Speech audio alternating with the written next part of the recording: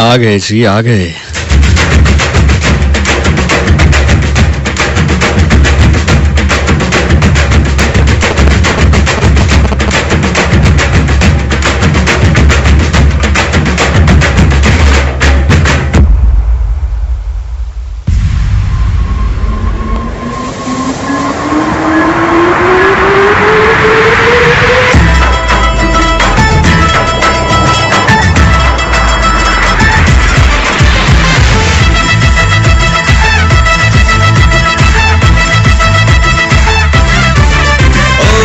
जब हम निकले तो आंधी आती है, सांसें अपनी हवा बन जाती है।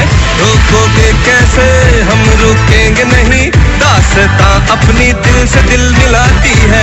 तेरी आंखों में है ऐसा प्यार, हमने बाजी ली मार। मेला लूट लिया, रात भर डांस किया, खेल खेल में एक जीवन है जिया। पैदा मार लिया जब तूने प्यार दिया, दिल जो चाहे है वो है किया।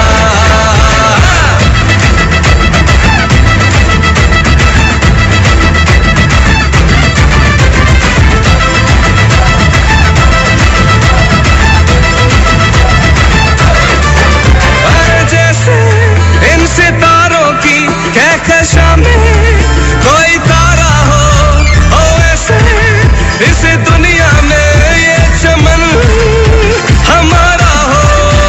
हम इससे है, ये है हम सब की शान, मेरा वतन मेरी जान। मेला लूट लिया। बिस्मिल्लाहिर्रहमानिर्रहीम। अस्सलाम वालेकुम अहले पाकिस्तान, क्या हाल है जनाब? ठीक ठाक खुशबाश, उम्मीद करता हूँ बिल्कुल ठीक ठाक है। जहाँ है हमारे साथ साथ है, हमें कहते हैं FM 101 चैनल पाकिस्तान, मुझे कहते हैं ज़ीशान नासिर, रावलपिंडी इस्लामाबाद, सरगोदा साहिवाल, AJK मरियजाद, कश्मीर पाकिस्तान में, पाकिस्तान से बाहर, इनफैक्ट पूरी दुनिया में जहाँ जहाँ पर आप हमें सुन रहे हैं, बिकॉज दिस इज अ बैनुल अक़वामी प्रोग्राम, यानी कि इंटरनेशनल है ना। सो 101 इंटरनेशनल, दुनिया भर में आप जहाँ पर भी हमें सुन रहे हैं, radio.gov.pk के तवज्जुह से बहुत बहुत शुक्रिया आपका सुनने के लिए, बहुत बहुत शुक्रिया ट्यून इन करने के लिए। 12:05 हफ्ते का खूबसूरत दिन शुरू हो चुका, 1 नवंबर 2025, यानी कि 10 महीने हमने बेहतरीन अंदाज में जाया कर दिए 2025 के, और ठीक 2 महीने के बाद हम कह रहे होंगे हैप्पी न्यू ईयर। जिंदगी है, गुजर जाती है। शायर कहता है कि सुबह होती है शाम होती है, सुबह होती है शाम होती है, यूं ही जिंदगी तमाम होती है। बार कैब जनाब, मैं ऐसे ही तो नहीं ना कहता यार कि आप लोगों से मुझे बड़ी मोहब्बत वाली फीलिंग आती है, क्योंकि जब से मैं वापस आया हूँ लाहौर से, कल मैं वापस पहुंचा लाहौर से, और जब से मैंने वो अपडेट किया कि that I performed with Fahad Mustafa भाई, you guys were like super proud on me, like thank you so much यार। और मुझे वो वाली फीलिंग आ रही थी, जैसे होता है ना कि माँ कहती है एक्चुअली वो देखो ये मेरा बेटा है, ये मेरा बेटा है, या फिर अगर हम इसको थोड़ा सा और रोमानवी अंदाज में बयान करना चाहें तो कोई कहता है ना ये मेरे वो हैं, या फिर अगर हम इसको और सेंसिटाइज करना चाहें तो वो देखो बाबा सामने। बस फर्क इतना है कि आप लोग जो लफ्ज इस्तेमाल करते हैं, जो एडजेक्टिव इस्तेमाल करते हैं, दैट इज साडा आरजे। सो यस, तोड़ा आरजे। और तुम लोगों को याद होगा कि कुछ टाइम पहले मैंने रैंडमली कहा था, कुछ आई थिंक सवाल आया था या कोई मैसेज आया था, एक कॉल आई थी कि what you think about the Fahad Mustafa भाई, आपको कैसे लगता है, या would you like to perform with him? So मैंने कहा था भाई क्यों नहीं, और हो जाएगा कभी जिंदगी में, परफॉर्म कर लेंगे उनके साथ भी। और कहते ना कुछ वक्त ऐसा होता है जो कबूलियत का होता है। So yeah, I just come back from Lahore. Like कल मैं वापस आया and my event was with Fahad Mustafa. आप सब लोग पूछ रहे थे एक्सपीरियंस कैसा रहा, how was everything? So बिल्कुल मैं प्रोग्राम के आगाज में ही 20-25 मिनट्स में आपके साथ वो शुगल मेले वाला हम काम कर लेंगे। मैं सारी बातें आपको बता दूंगा, आपके साथ शेयर कर लूंगा मेरा एक्सपीरियंस कैसा रहा, इवन लाहौर का एक्सपीरियंस कैसा रहा। और उसके बाद चूंकि आज का प्रोग्राम बहुत इंपॉर्टेंट है, मुझे बहुत अच्छी तरह याद है कि मैंने लास्ट सैटरडे आपको बताया था कि हम जो प्रोग्राम करेंगे नेक्स्ट फ्राइडे वो मेंटल हेल्थ के ऊपर होगा, और उसको करने की बहुत बड़ी वजह एक रिसेंटली इंसिडेंट भी जो सामने आया उसके ऊपर, ऑब्वियसली वो चूंकि वजह है हमारी बात करने की, तो उसको बस टच करते हुए मैं मेंटल हेल्थ के ऊपर आज बात करूंगा। और मैंने आपसे प्रॉमिस किया था कि जो आज आप सुनोगे वो आपने पहले कभी मेंटल हेल्थ के ऊपर नहीं सुना होगा। उसकी वजह ये है कि ये वजह नहीं है कि किसी और को पता नहीं है, जो मुझे पता है, पता सबको है, लेकिन बताता कोई नहीं है ना। आज का प्रोग्राम कैसा होगा, उम्मीद करता हूँ होगा जो मैंने एग्जीक्यूट किया हुआ है अपने जहन में, जो मैंने सोचा है अपने जहन में, अगर मैं उसको एग्जीक्यूट कर पाया तो फिर तो बहुत अच्छा होगा, और अगर एग्जीक्यूट ना भी कर पाया तो भी कोशिश करेंगे कि अल्लाह ताला बेहतर कर दे, अल्लाह ताला मेरे छोटे काम में अपनी रहमत डाल के उसको बड़ा कर दे, और अल्लाह ताला मेरी जुबान की गिरें खोल दे, मेरे दिल की गिरें खोल दे, आप लोगों की समातों की गिरें खोल दे, ताकि जो बात मैं करना चाहता हूँ एज इट इज आप तक पहुंच पाए।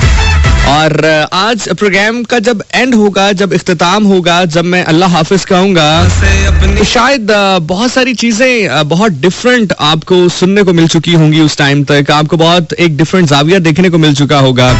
और आज प्रोग्राम में मैं वो करने जा रहा हूँ जो मैंने अपने 13-14 साल के रेडियो करियर में कभी नहीं किया है, कभी ऑफ एयर भी नहीं किया है, ऑन एयर भी नहीं किया। ऑन एयर तो बिल्कुल ही कभी नहीं किया है, और ऑफ एयर भी कभी नहीं किया। इसलिए नहीं कि कभी जरूरत महसूस नहीं हुई, इसलिए क्योंकि मैं पैदाइशी तौर पर ही ऐसा हूँ। मुझे I really don't like to be vulnerable, और फिर उसके बाद अल्लाह ने मुझे एक ऐसा रोल अता कर दिया कि मैं जब कुछ करता हूँ तो लोग देखते हैं, मोटिवेशन लेते हैं, तो फिर मुझे उस रेपुटेशन को लिव अप करने के लिए भी अपने तमाम तर मामलात को पीछे रखते हुए एक स्ट्रॉन्ग फेस दिखाना होता है, एक स्ट्रॉन्ग इम्पैक्ट जो है वो लोगों को दिखाना होता है। अभी भी स्ट्रॉन्ग ही रखेंगे, just don't worry about it. लेकिन आप यकीन कीजिए, आज का प्रोग्राम जो मैंने आप लोगों के लिए डिजाइन किया है, इसको डिजाइन करते हुए जब मैं तरतीब दे रहा था, एक पार्ट ऐसा था जिसके ऊपर मैंने कोई 10 बार सोचा कि क्या मैं ये कर लूं, क्या मैं ये कर लूं, क्या ये मैं कर लूं, और मुझे फाइनली जवाब ये महसूस हुआ अपने दिल के अंदर कि हाँ,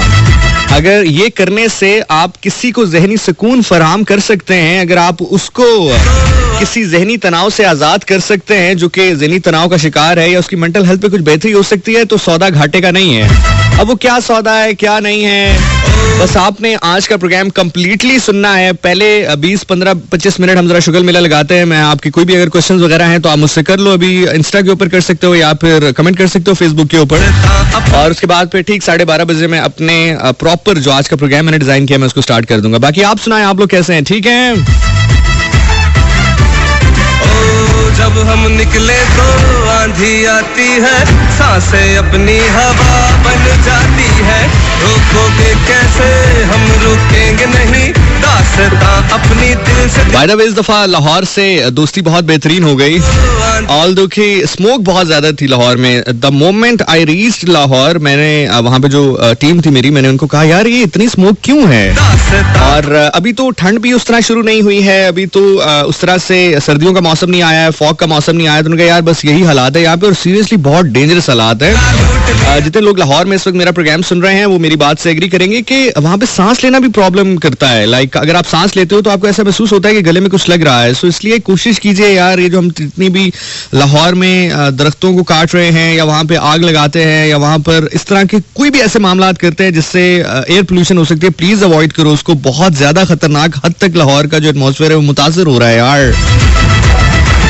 और यही वजह है कि जब भी मैं लाहौर जाता हूँ मेरी कोशिश ये होती है कि मैं माल रोड के इर्द गिर्द ही, अगर मेरा कहीं स्टे भी हो, ऑर्गेनाइजर्स अक्सर मुझसे पूछते हैं, या अगर मैं उनको मुझे रुकना हो तो मैं अक्सर उनको यही कहता हूँ कि मेरा स्टे आपने माल रोड के आसपास रखना है, बहुत दूर नहीं रखना है, शहर से बाहर नहीं रखना है, क्योंकि वहां पे स्मोक वाला इशू होता है। माल रोड के ऊपर थोड़े से वो हैं, दरख्त वगैरह भी हैं, थोड़ी सी क्लीननेस भी होती है, क्योंकि पंजाब असेंबली भी उसके ऊपर है, और भी जो मेन बिल्डिंग्स हैं वहां पे, तो वहां पे ना जरा सफाई सुथराई का इंतजाम ठीक होता है, दरख्त भी हैं, तो आपको इतनी स्मोक फील नहीं होती है वहां पे। लेकिन हालात ठीक नहीं है, to be very honest and to be very frank. लेकिन this time Lahore was very very very amazing to me. रोकोगे कैसे, हम रुकेंगे नहीं, दास्तां अपनी दिल से दिल मिलाती है, तेरी आंखों में है ऐसा प्यार, हमने बाजी ली मार, हारा हमने बाजी ली मार, मेला लूट लिया, रात भर डांस किया, बन जाती है, रोकोगे कैसे, हम रुकेंगे नहीं, दास्तां अपनी दिल से दिल मिलाती है, तेरी आंखों में है ऐसा प्यार, हमने बाजी ली मार, मेला लूट लिया, रात भर डांस किया, खेल खेल में एक जीवन है जिया। Once again, before telling you anything, I would like to say thank you to each and every one of you. यही वजह है कि कोई भी बड़ी चीज होती है, कोई भी बड़ा प्रोजेक्ट में कर रहा होता हूँ, so मैं हमेशा आप लोगों के साथ जरूर इसको शेयर करता हूँ, because I know कि आप लोग खुश होते हैं, and I really loved it. Actually मैंने to be very honest बिल्कुल भी ये एक्सपेक्ट नहीं किया था, like I'm not bragging at all कि यार मैं मतलब मुझे कोई एक्साइटमेंट नहीं थी या कुछ इस तरह का नहीं था। एक्साइटमेंट जरूर थी, लेकिन मैंने इतना एक्सपेक्ट नहीं किया था कि तुम लोगों को इतनी ज्यादा एक्साइटमेंट है इस चीज की। Because the moment I share the picture, the moment मैंने उसको पिक्चर्स को शेयर किया तो जो तुम लोगों के मैसेजेस मुझे मौसूल हुए खास तौर पे, everyone like going Gaga, going crazy. And they were like, Zishan, we are so happy for you because we have seen your journey and all that stuff. So thank you so much, yaar, each and every one of you for making my day special, for making me special, guys. You guys are so aesthetic. You guys are so amazing, amazing, amazing. So खुश रहो, आबाद रहो, पिंडी रहो या इस्लामाबाद रहो या इन दोनों के दरमियान, यानी कि फैजाबाद रहो. फैजाबाद वो इलाका है जो पिंडी और इस्लामाबाद के बिल्कुल दरमियान में. इनकेस अगर आप इस्लामाबाद से नहीं हैं तो चले क्विकली आपके सवालात के जवाब देते हैं, उसके बाद फिर हम आगे चलते हैं प्रोग्राम में. हाँ,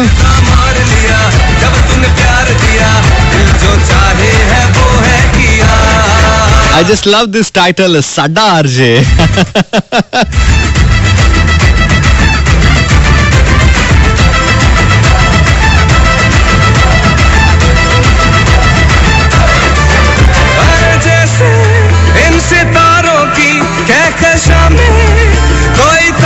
अच्छा चले जरा थोड़ा सा ना शुरू से शुरू करते हैं. हुआ कुछ यूं कि व्हेन आई रीच्ड लाहौर तो तकरीबन 11:30 बजे जो ऑर्गेनाइजिंग टीम है उन्होंने मुझे कहा कि हमारी जो ब्रांड टीम है, यानी कि जिस भी ब्रांड के लिए मैं परफॉर्म कर रहा था, ऑब्वियसली मैं यहाँ पर नाम नहीं ले सकता, ब्रांडिंग हो जाएगी, मार्केटिंग हो जाएगी, लेकिन जो भी कंपनी थी जिनके लिए मैं परफॉर्म कर रहा था, उनकी जो ब्रांड टीम थी, उन्होंने कहा कि जी हम जो होस्ट हैं ज़िशान, उनसे एक व्हाट्सएप कॉल करना चाह रहे हैं ग्रुप में, इफ इट्स फाइन. तो 11:30 बजे मुझे मैसेज आया, मैं अपने होटल रूम में था और उन्होंने कहा ज़िशान भाई क्या ये पॉसिबल है कि अभी ग्रुप कॉल हो सके. मैंने कहा सर क्यों पॉसिबल नहीं है, पैसे नहीं लिए आप लोगों से. तो हमने बेसिकली ग्रुप कॉल की. टीम बहुत अच्छी थी जो ब्रांड टीम थी वहाँ की, लेकिन थोड़ी सी वो आप यूँ कह लीजिए कि नर्वस थी, एक्साइटेड थी, लेकिन नर्वस ज़्यादा थी. They were like Zeeshan, since you know कि Fahad would not be you know that easy to handle on the stage and all that stuff. So are you fine with it, do you have any kind of a confusion, क्या आप बता सकते हैं कि हम इसको कैसे कर सकते हैं, कैसे. सो मैंने उनको सिर्फ एक बात कही, यकीन करें, मैंने उनको कहा कि यार आप बिल्कुल बेफिक्र होकर सो जाएं, leave the rest on me, बाकी अल्लाह ताला बेहतर कारसाज है. मैं कोशिश करूंगा कि अपना बेस्ट 100% दूं और अपने जो मेरा थोड़ा बहुत टैलेंट है उसमें अल्लाह अगर अपनी रहमत शामिल कर देंगे ना तो बहुत बेहतर हो जाएगा. तो आप बिल्कुल रिलैक्स हो जाए, बिल्कुल रिलैक्स हो जाए. मैंने कहा बाकी आपने मुझे स्क्रिप्ट दे दी, अगर आप चाहते हैं कि मैं आपको स्क्रिप्ट बोल के सुनाऊं तो वो मैं आपको बोल के सुना देता हूं, लेकिन ये बात याद रखिएगा कि आपके स्क्रिप्ट से मैं सिर्फ गाइडलाइन लूंगा, पॉइंटर्स उठाऊंगा, बोलूंगा मैं खुद जो भी मुझे बोलना होगा. अगर आप चाहते हैं कि मैं स्क्रिप्ट फॉलो करूं तो मैं वो भी फॉलो कर सकता हूं, लेकिन अगर आपको बेस्ट परफॉर्मेंस चाहिए so give me some space, I will do the best for you. लेकिन वो टीम बहुत अच्छी थी, they all were from Karachi और दे सेड नहीं ज़िशान भाई बस आप वो करें जो आपको बेहतर लगता है, जस्ट गिव योर बेस्ट. तो बस ये ग्रुप कॉल खत्म हुई, सुबह हम लोकेशन के ऊपर पहुंचे और सुबह हमारा जो वेलकम है वो सबसे पहले तो स्मोक ने किया. सुबह तकरीबन 8 बजे मुझे ऐसा लग रहा था कि जैसे मैं बादलों में हूँ, वो है ना, आज इतनी खुशी मिली, समथिंग लाइक दिस. आज लगता है मैं हवाओं में हूँ, समथिंग लाइक. तो खैर मैं पहुंचा लोकेशन के ऊपर. लोकेशन पर पहुंचते साथ ही मुझे ये अंदाजा हो गया था कि इवेंट टाइम जो है वो डिले हो जाएगा क्योंकि स्मोक बहुत ज्यादा है. तो भाई ने जो है अपना कोट शर्ट उतारा, वॉक शुरू कर दी और तकरीबन उस दिन मैंने कोई, मेरा ख्याल से उस ग्राउंड के कोई 3-4 चक्कर लगाए होंगे, जो कि एक चक्कर तकरीबन 1 किलोमीटर का बनता है, कम से कम इतना तो बनता ही होगा.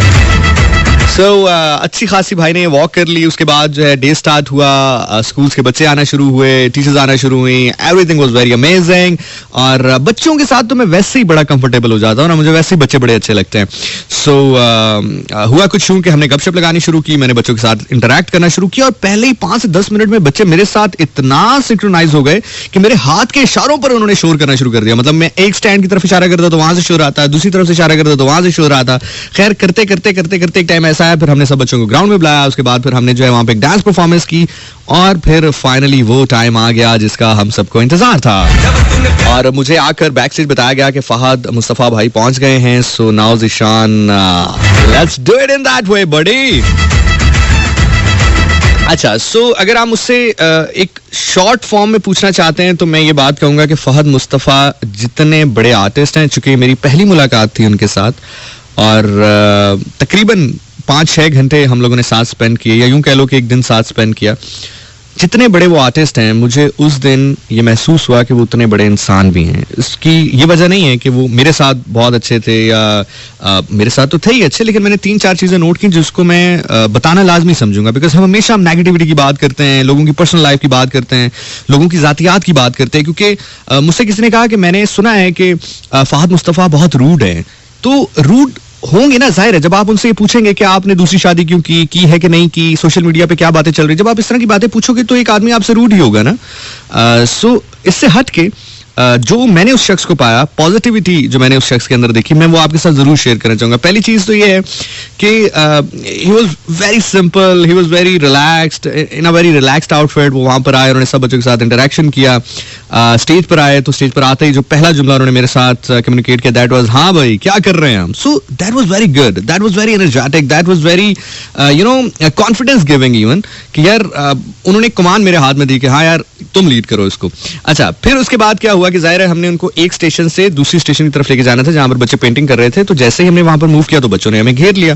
अब गार्ड्स वगैरह साथ थे तो बच्चे आगे पीछे हो रहे थे, रश हो गया। तो अब हम आहिस्ता आहिस्ता जा रहे हैं, फहद बिल्कुल मेरे पीछे थे। तो जो सबसे क्यूट जेस्चर मुझे लगा वो ये लगा कि उन्होंने ना मुझे कमर पे गुदगुदी की और कहा कि हाँ भाई लड़के क्या सोच रहे हो, चलो चलो चलो। तो वो एक तो मुझे गुदगुदी वैसे बहुत होती है, पता नहीं फहद भाई को पता था क्या नहीं, मुझे बहुत गुदगुदी हुई, लेकिन मैंने बड़ी मुश्किल से कंट्रोल किया, आई वाज लाफिंग।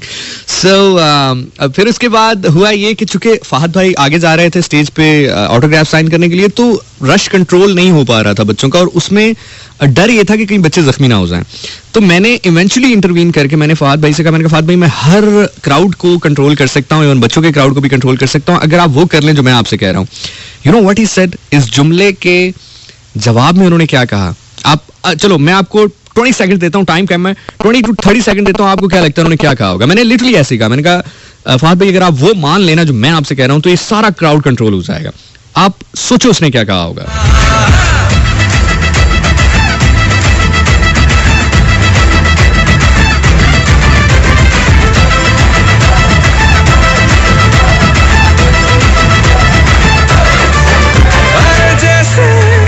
सितारों की कहकशां में कोई तारा हो ऐसे इस दुनिया में ये चमन हमारा हो, हम इससे है, ये है हम सबकी शान, मेरा वतन मेरी जान। मेला लूट लिया, रात भर डांस किया, खेल खेल में एक जीवन है जिया, पैदा मार लिया जब तूने प्यार दिया, दिल जो चाहे है वो है किया।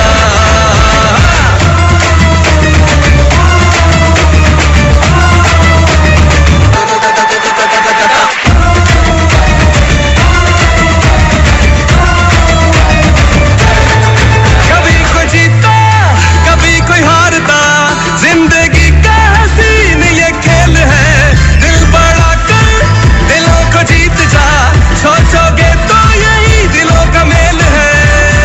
दुनिया में आया है तो कुछ करके जा, के लोग कहे तूने यहाँ मेला लूट लिया, रात भर डांस किया, खेल खेल में एक जीवन है जिया, पैदा मार लिया जब तूने प्यार दिया, दिल जो चाहे है वो है किया।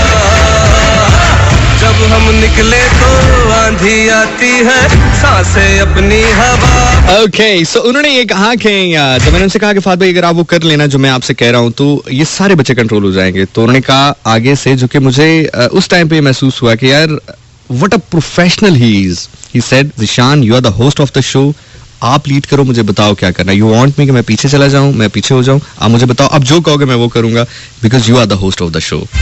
That is actually very big thing. मैं सीरियसली ये बात इसलिए कर रहा हूँ क्योंकि मैंने बहुत सारे आर्टिस्ट के साथ काम किया है, अल्हम्दुलिल्लाह मेरा कभी किसी के साथ बैड एक्सपीरियंस नहीं रहा। उसकी वजह यह है कि मैंने कभी किसी के साथ कोई बदतमीजी नहीं की है, और मैं ये एक्सपेक्ट भी करता हूँ कि मेरे साथ कोई बदतमीजी ना करे।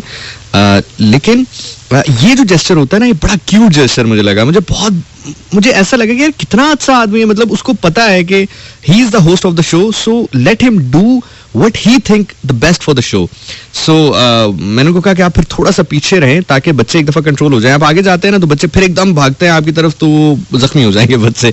सो हुआ फिर ये वो थोड़ा पीछे हुए, मैंने फिर उनको मैनेज किया, और फिर सब बच्चों के साथ पिक्चर्स भी हुई, सब बच्चों के साथ हमने गिफ्ट्स भी शेयर किया एंड ऑल दैट स्टफ। उसके अलावा एक स्पेशल बच्चा था वहां पे फहद जो है वो खुद उतर के उसके पास गए, खुद पिक्चर्स लिए और बहुत देर तक उसके साथ बातें करते रहे.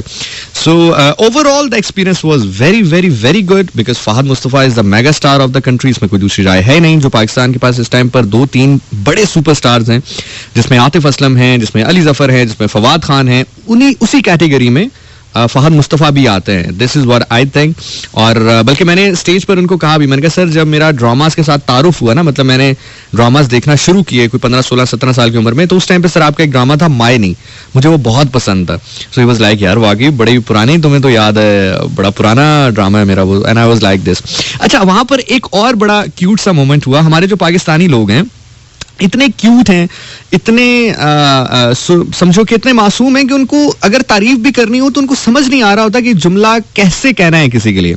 वहां पर एक चीज ऐसी हुई जो कि मुझे लगता है कि शायद अगर फहद भाई की जगह कोई और होता तो शायद उस चीज का माइंड कर लेता, लेकिन वो कहने वाले ने इस सेंस में नहीं की थी कि वो फहद भाई माइंड करें या इस सेंस में, लेकिन वो इतना क्यूट जेस्चर था कि मैंने फटाफट पर उस बात को चेंज किया. हुआ कुछ यूं कि स्टेज के ऊपर लाइक इवेंट के दरमियान में जब इवेंट वगैरह हो रहा था, थोड़ी सी परफॉर्मेंस में दे चुका और फहद भाई भी परफॉर्मेंस दे चुके, तो अब हम खड़े थे स्टेज पे, तो जो ऑर्गेनाइजिंग टीम है उसमें से एक साहब आए और अब हम बातें कर रहे हैं, गपशप कर रहे हैं, तो फहद भाई was like very good Zeeshan, very well done.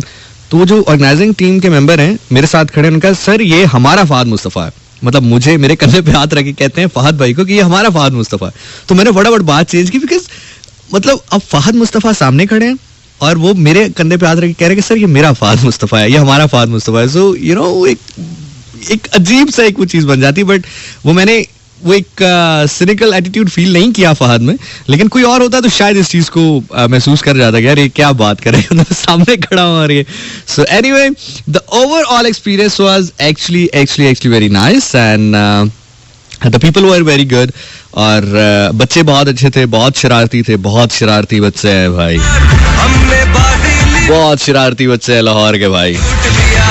और उसके अलावा कुछ बच्चों ने मैं क्या बताऊं आपको, कहां तक बताएं, कहां तक आप सुनेंगे. वायरल चले. हैविंग सेड दैट, ये बात आपको बताएं कुछ कमेंट्स अगर हम साथ साथ प्रोग्राम में शामिल करते हैं प्रोग्राम के स्टार्ट में, क्योंकि अब मैंने फिर वो मेंटल हेल्थ वाला टॉपिक शुरू कर लेना है और उसके बाद जो है फिर हम बाकी बातें करेंगे. हमारे साथ है जी गजनफर सुना. अरे thank you so much Ghazanfar साहब सुनने के लिए. और उसके साथ साथ आयशा हमारे साथ मौजूद है, अब्दुल राफी हमारे साथ है, फजल महमूद हमारे साथ मौजूद है, मिजाबिर अहमद हमारे साथ मौजूद है, खुशबख्त इजाज अहमद खान हमारे साथ मौजूद है, हिजाब ज़ैनब वंस अगेन, जीना खान हमारे साथ मौजूद है, मलिक मोहसिन हमारे साथ मौजूद हैं, खतीजा आरिफ हमारे साथ है, Laiba Ali is listening us from all the way from Lahore. Thank you so much ma'am Laiba for listening. Moving forward और कौन है, कोमल हमारे साथ मौजूद है, करीज़े फातिमा हमारे साथ मौजूद है, एस्थेटिक आर हमारे साथ मौजूद है all the way from Karachi, और हानिया राजपूत हमारे साथ मौजूद हैं. उसके अलावा समीना रेहान हमारे साथ मौजूद है all the way from Lahore. Maryam Muzammil हमें सुन रही है. Hello hello hello Maryam, how are you. उसके अलावा पलवशा हमारे साथ मौजूद हैं. और कोमल क्या कह रही हैं, कोमल कह रही हैं ये हमारा अर्ज है, हम नहीं देंगे. बाय द वे थोड़ा चलो ये कभी फिर बात करेंगे. लाहौर वाले बहुत मोहब्बत दे रहे हैं इस दफा. सो एक जो हैं ऑर्गेनाइजिंग टीम, उन्होंने तो कहा कि जिशान व्हाट यू थिंक कि ये सीजन अगर आप लाहौर में क्याम कर लें, बिकॉज आप वहाँ से आते हैं तो हमें बहुत महंगे पड़ जाते हैं, अगर आप यहाँ पर क्याम कर लें नवंबर दिसंबर जनवरी ये 3 महीने अगर आप यहाँ पर क्याम कर लें, अगर आप चाहें तो हम आपको वो जो एक होटल होता है उसमें ऑब्वियसली ज़्यादा खर्चा होता है, तो हम आपको 3 महीने के लिए कोई अपार्टमेंट, कोई स्टूडियो अपार्टमेंट यहाँ पे अरेंज करके दे सकते हैं if you want. So can we do it on these basis. मैंने कहा यार हम कर लेते, लेकिन प्रॉब्लम ये है कि एक मखलूक है जिसका नाम जिशानियंस है, जिसके लिए मैं रेडियो करता हूँ. सो मैं रेडियो करता हूँ, सो दैट्स वाई मैं फिर हर हफ्ते मुझे जो है ऑल द वे इस्लामाबाद जाना पड़ेगा. सो दे वर लाइक अच्छा. बाय द वे आज का प्रोग्राम इतना इंपॉर्टेंट है, ट्रस्ट मी. आज एक इवेंट था जिसको मैंने पोस्टपोन इन द सेंस कि मैंने उनसे रिक्वेस्ट की कि क्या यार ये हम इसको थोड़ा सा आगे जा सकते हैं. मैंने अपीयरेंस देनी थी बेसिकली, वहाँ पे होस्टिंग नहीं थी, मैंने अपीयरेंस देनी थी. सो दे वर वेरी काइंड इनफ, उन्होंने कहा जी सर हम इसको कर सकते हैं आगे. सो इसलिए मैं आज का प्रोग्राम इंपॉर्टेंट इसलिए क्योंकि मैंने अनाउंस भी पहले किया था और ये टॉपिक बहुत इंपॉर्टेंट है और बहुत मेहनत से मैंने इसके ऊपर काम किया, बहुत मेहनत से मैंने प्रोग्राम बनाया है इसके ऊपर. हम स्टेप बाय स्टेप जाएंगे और स्टेप बाय स्टेप जाने के बाद हम जो है एक ऐसे मकाम पर पहुंच जाएंगे जहां पर बहुत सारी चीज़ें आपके सामने वाज़ेह हो जाएंगी. सो हम अपने प्रोग्राम को अब स्टार्ट कर रहे हैं. अब आप रिलैक्स हो जाइए, थोड़ा सा प्रोग्राम का टेम्पो भी स्मूथ हो जाएगा. अगर आपके पास चाय है, कॉफी है, ग्रीन टी है, just grab the cup, grab the mug, seat back, relax. अब आपका कैप्टन ज़ीशान आपको उस फ्लाइट पे लेके जा रहा है जहां पर नफरतों कदूरतों का कोई काम नहीं है. आपका ताल्लुक किसी भी रंग, नस्ल, मजहब, कास्ट, क्रीड से हो, you are very dear to me. Just sit back, relax, hold your chocolate, chips, Maggi, whatever you have, just enjoy yourself and listen to me now. इस गाने के बाद वापस आते हैं. दिल दे विच की तेरे मैं सुनिया उच्चियां दीवारां रखियां, तू दिल दे चार चफेरे नाले सांभ के रख दी, कोई दिल च न ला ले तेरे. मैं सुनिया पहला भी दिल आय हाय दिल टुटिया तेरा एक वारी, ताई दिल दी दीवारां ते तू एक ना बनाई बारी.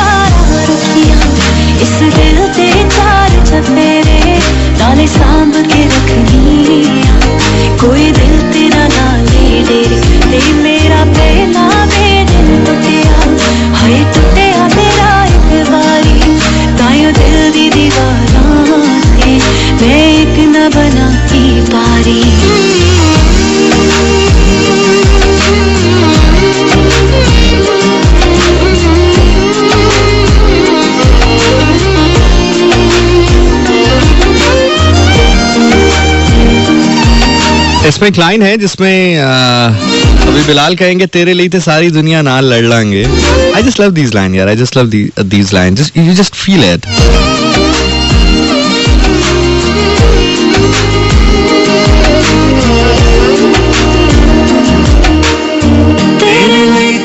सारी दुनिया नाल लड़ लांगे.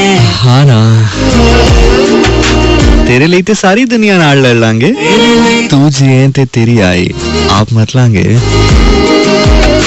कोई कपड़ा मैं सीवा, कोई कपड़ा मैं सीवा, दुनिया ते तू जीवे तेरी आस ते मैं जीवा.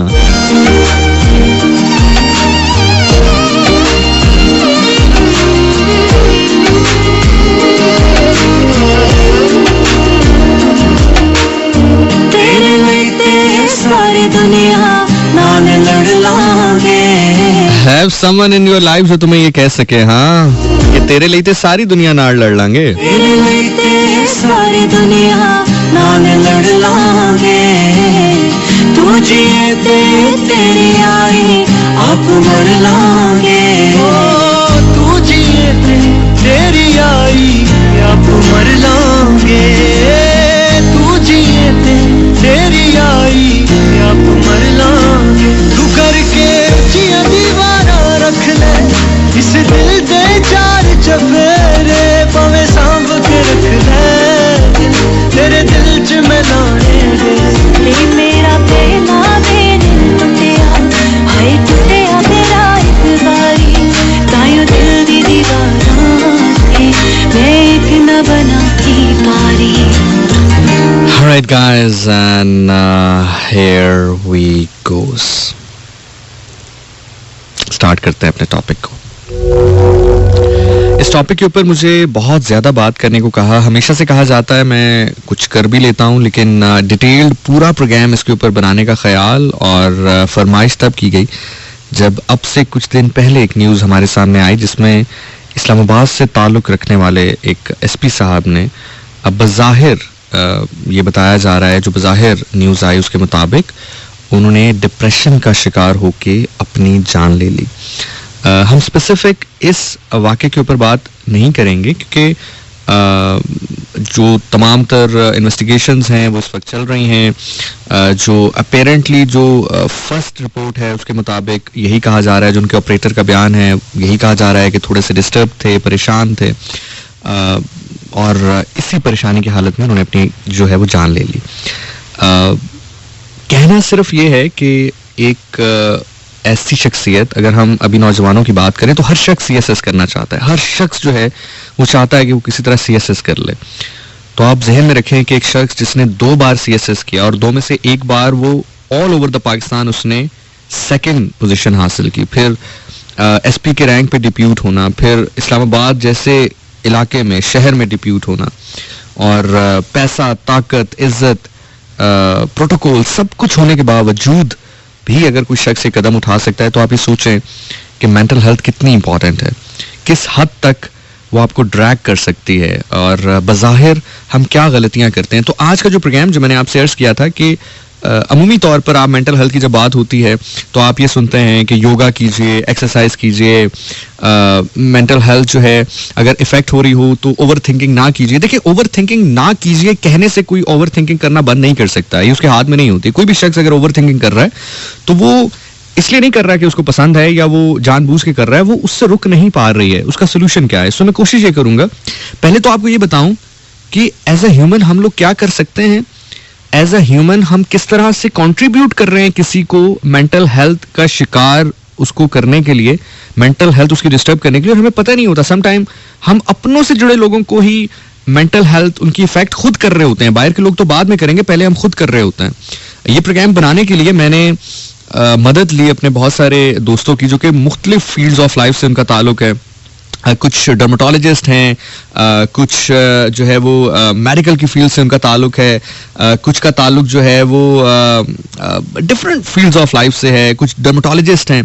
सो मैंने उन सब से हेल्प ली और सबको कॉल्स की और सबसे पूछा, यार कि तुम लोगों की जो फील्ड ऑफ लाइफ है, तुम लोगों के पास लोग आते हैं, मुझे कुछ तुम लोगों वाकयात शेयर कर सकते हो जिसपे तुम्हें लगा होगा यार ये बंदा मेंटल हेल्थ डिस्टर्ब होने की वजह से किस पॉइंट तक पहुंच गया है।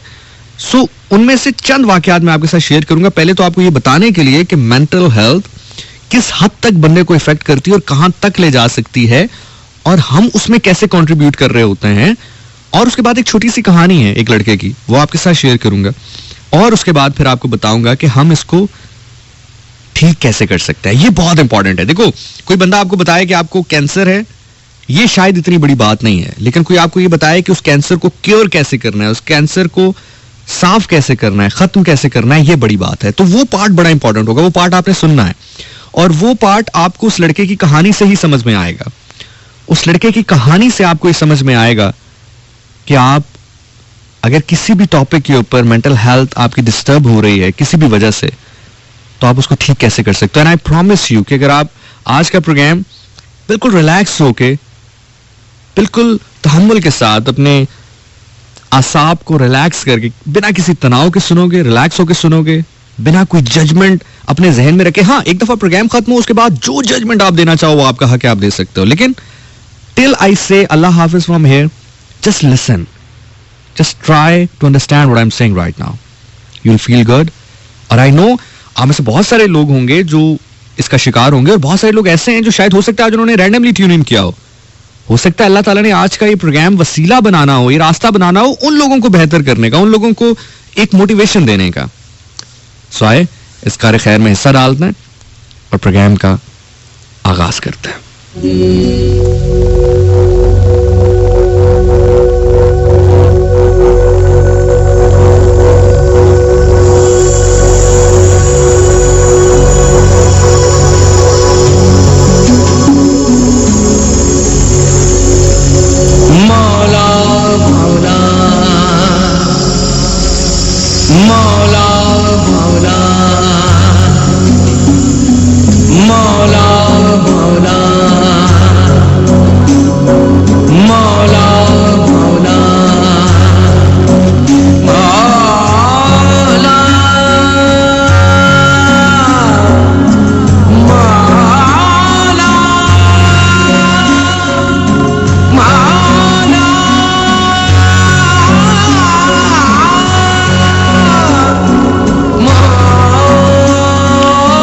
ओके सो मैंने अपने एक दोस्त को कॉल की और उससे पूछा कि यार तुम्हारे मेडिकल की फील्ड से तुम्हारा ताल्लुक है और गायनेकोलॉजी की फील्ड से तुम्हारा ताल्लुक है, तो मुझे बताओ यार कि कभी कुछ ऐसा हुआ है कि कोई शख्स डिप्रेशन की हालत में तुम्हारे पास आया हो या किसी और डिपार्टमेंट का हो, लाजमी नहीं है गायनेकोलॉजी का ही हो या साइकोलॉजी का ही हो, किसी भी और फील्ड का हो, तुमने कोई ऐसा पेशेंट देखा हो?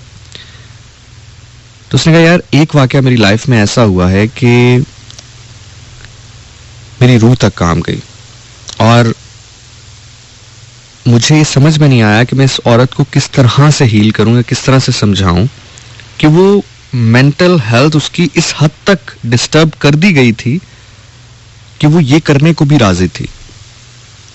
सो चूंकि आइडेंटिटी रिवील मैं कभी भी नहीं करता अपने प्रोग्राम में, कभी भी नहीं करता, ये मेरे प्रोग्राम का रूल है कि हम जब भी किसी सेंसिटिव टॉपिक के ऊपर बात करते हैं तो हम वो जो केस है उस पर मौजूद शख्सियात का नाम नहीं लेते हैं। सुबार क्या है, वो कहते हैं कि हुआ ये कि मेरे पास एक खातून आई और मैं उस टाइम पर ओपीडी कर रहा था। वो कहता है कि मेरे पास एक खातून आई और आते ही उसने रोना शुरू कर दिया। तो मुझे लगा जाहिर है अक्सर हमारे पास जो खवातीन आती हैं डिस्टर्ब्ड होती है क्योंकि जाहिर है किसी की औलाद नहीं हो रही, किसी की अगर हो रही है तो मिसकैरेज हो जाता है, कुछ कॉम्प्लिकेशंस होती हैं, किसी के पास इलाज के पैसे नहीं होते हैं, तो ये हमारे लिए नॉर्मल है। लेकिन वो कहता है कि उस औरत ने उस दिन जो मुझे बात कही वो मेरे लिए नॉर्मल नहीं थी और इस हद तक मेरे लिए नॉर्मल नहीं थी कि मैं रात घर जाने के बाद सो भी नहीं पाया कि क्या हमारे अपने हमें इस हद तक मेंटल टॉर्चर कर सकते हैं कि कोई शख्स इस हद तक जा सके। वो कहता है कि उस औरत ने कहा कि मेरी औलाद नहीं हो रही है, मैं कंसीव नहीं कर पा रही हूं और मेरी सास, मेरे घर में मौजूद मेरे इन-लॉज और खास तौर पर मेरा शौहर मुझे इतना मेंटल टॉर्चर करता है, इतना मेंटल टॉर्चर करता है कि मैं उसको औलाद नहीं दे पा रही हूं, या मेरी सास मुझे इतना मेंटल टॉर्चर करती है कि मैं उसको घर पे एक औलाद नहीं दे पा रही हूं, जो कि उस औरत के हाथ में नहीं है। किसी औरत के हाथ में नहीं है औलाद का होना या ना होना, लेकिन वो कहता है कि उसको इतना मेंटल टॉर्चर किया गया, सुबह शाम ताने देकर, धमकियां देकर कि हम तुम्हें वापस भेज देंगे, तुम औलाद नहीं दे सकती हो, तुम बांझ हो, तुम ऐसी हो, तुम वैसी हो, मैं दूसरी शादी कर लूंगा, मैं तुम्हें छोड़ दूंगा, ऐसे कर दूंगा, वैसे कर दूंगा। तो उस औरत को इतना मेंटल टॉर्चर किया गया कि वो शख्स कहता है कि उस औरत ने मुझसे कहा कि सर आप कुछ भी कीजिए, आई वॉन्ट कि मैं मां बन जाऊं। मैं इन्वर्टेड कॉमर्स में बात कर रहा हूं बिकॉज बहुत सारे छोटे छोटे बच्चे इस वक्त सुन रहे होंगे। मैं इन्वर्टेड कॉमर्स में बात कर रहा हूं, कोशिश करूंगा कि उस तरह बात करूं कि आपको बात समझ में आ जाए और अगर कोई अंडर एज है तो उसको बस सता भी समझ में आ जाए। तो ही सेड कि मुझे उस खातून ने कहा, क्योंकि मेरा जो शौहर है वो खुद अपना इलाज करवाने के लिए तैयार नहीं है, या इवन इलाज करवाना तो बाद की बात है, वो खुद अपने आप को चेक करवाने के लिए भी तैयार नहीं है और उसको यही लगता है कि मेरी वजह से औलाद नहीं हो रही है। और चूंकि मैं सुबह शाम ताने सुन के, मेंटल टॉर्चर बर्दाश्त करके, ब्लैकमेलिंग सुन के और बार बार अपने हस्बैंड से कह के कि हम दोनों चलते हैं डॉक्टर के पास और कोई ऐसा मसला नहीं है, गला खराब हो जाता है, आंख खराब हो जाती है, कान खराब हो जाता है, हम डॉक्टर के पास जाते हैं, कोई बात नहीं, कोई अगर ऐसा इशू भी है तो हम मिलके इसको सॉर्ट आउट करते हैं, लेकिन उसको लगता है कि प्रॉब्लम सिर्फ मेरे अंदर है। सो डॉक्टर साहब आप कुछ भी बंदोबस्त कीजिए। मैं फिर इन्वर्टेड कॉमर्स में बात कर रहा हूं, आप समझ जाइएगा। अब जाहिर है उसने तो मुझे खुल के मेरे साथ ये बात शेयर की, लेकिन as I said you before कि कुछ बच्चे सुन रहे होते हैं, सो आई वांट कि हम वो डेकोरम बरकरार रखें और इन्वर्टेड कॉमर्स में मैं आपके सामने रख रहा हूं। तो शी सेड कि डॉक्टर साहब आप कुछ भी बंदोबस्त कीजिए, आई वांट कि मैं कंसीव करूं और मैं मां बन जाऊं। सो आप ये देखिए कि उस औरत को इस मेंटल कंडीशन में कौन पहुंचा रहा है? वो शख्स जिसको हम शौहर कहते हैं, जो कि आपका सबसे करीबी होना चाहिए किसी भी मसले में, वो सास या वो नंदे या वो इन-लॉज या ये मुआशरा जिसको पॉजिटिविटी की बात करनी चाहिए, जबकि हम सब अपने आप को मुसलमान कहते हैं, हम सब अपने आप को कहते हैं कि हम अल्लाह ताला के दीवाने हैं, अल्लाह ताला के आशिक हैं, अल्लाह ताला की अताअत करते हैं। अल्लाह ताला खुद फरमाते हैं कुरान में, ये मैं हूं, जिसको चाहता हूं बेटे देता हूं, जिसको चाहता हूं बेटियां देता हूं, जिसको चाहता हूं बांझ कर देता हूं, और जिसको चाहता हूं बेटे और बेटियां दोनों देता हूं। ये मैं हूं जो मां के शिकम में बच्चे का चेहरा बनाता हूं। लेकिन उसके अपनों ने किस हद तक उसको डिप्रेस्ड कर दिया, उसको परेशान कर दिया कि वो इस पॉइंट पर है कि वो किसी शख्स के पास जाकर कह रही है, किसी डॉक्टर के पास जाकर कह रही है कि डॉक्टर साहब आप कुछ भी बंदोबस्त कीजिए, just make me conceive. Moving forward, एक डर्मेटोलॉजिस्ट मेरे दोस्त ने, मैंने उनसे राब्ता किया क्योंकि अमूमी तौर पर ये बड़ा एक छोटा लेवल है, छोटा छोटा सा लेवल होता है जिसमें लोग मेंटल टॉर्चर या मेंटल हेल्थ का उनकी इफेक्ट होना शुरू होती है, क्योंकि हमने हमारे लिए ना ये हमारी अपब्रिंगिंग में शामिल नहीं है। अब जो हमारे बच्चे बड़े हो रहे हैं उनको एटलीस्ट हमें समझाना चाहिए, हम जो नस्ल परवान चढ़ाएंगे इंशाल्लाह हमें उनको बताना चाहिए बेटा ब्लैक वाइट, छोटा लंबा, मोटा पतला, it doesn't matter, the matter is कि आप इंसान कैसे हो। तो इसीलिए मुझे अंदाजा था कि मैं किसी डर्मेटोलॉजिस्ट से पूछूंगा तो यकीनन उसके पास जरूर कोई ऐसा केस होगा, क्योंकि अक्सर लोगों को कहा जाता है तुम काले हो, तुम छोटे हो, तुम्हारी हाइट नहीं ठीक है, तुम मोटे हो, और हम बॉडी शेम करते हैं। हम तो मजाक में कर रहे होते हैं और हो सकता है कि बज़ाहिर वो बंदा हंस भी रहा हो। अच्छा, एक चीज और याद रखिएगा जो हम कंफ्यूज करते हैं, whenever we talk about mental health, हम एक चीज को कंफ्यूज करते हैं, ये आपने कभी कंफ्यूज नहीं होना है इसके ऊपर। हम क्या समझते हैं कि डिप्रेशन बदसूरत होती है, ऐसा नहीं है। डिप्रेशन हैंडसम भी हो सकती है, खूबसूरत भी हो सकती है। मैं आपको मिसाल देता हूं, आपके ज़हन में है कि अगर कोई बंदा डिप्रेस्ड है, क्योंकि अमूमी तौर पर अभी जो ये रिसेंट वाकया हुआ जिससे हमने स्टार्ट किया वो भी, और वैसे भी कभी आपके अगर आसपास कोई ऐसा वाकया हो, कोई सुसाइड कर ले अल्लाह ना करे, या कोई अपने आप को नुकसान पहुंचाए, या किसी की मेंटल हेल्थ डिस्टर्ब हो, तो पहला जुमला हमारे मुंह से क्या निकलता है? अरे नहीं यार वो तो बड़ा ठीक ठाक लगता था, अरे नहीं यार वो तो बड़ी अच्छी पोजीशन पे था, अरे नहीं यार वो तो बड़े अच्छे कपड़े पहनता था, बड़ी अच्छी ड्रेसिंग करता था, बड़े अच्छे उसके मामलात थे, पैसा भी कमा रहा था, बन ठन के भी रहता था या रहती थी, खुश भी रहती थी, हंसता भी था, हंसती भी थी, तो नहीं यार ये कैसे हो गया? आपने कभी ये कंफ्यूज नहीं करना है कि अगर कोई शख्स आपको बज़ाहिर खुश लग रहा है, बज़ाहिर बना ठना लग रहा है, तो उसको डिप्रेशन नहीं हो सकता।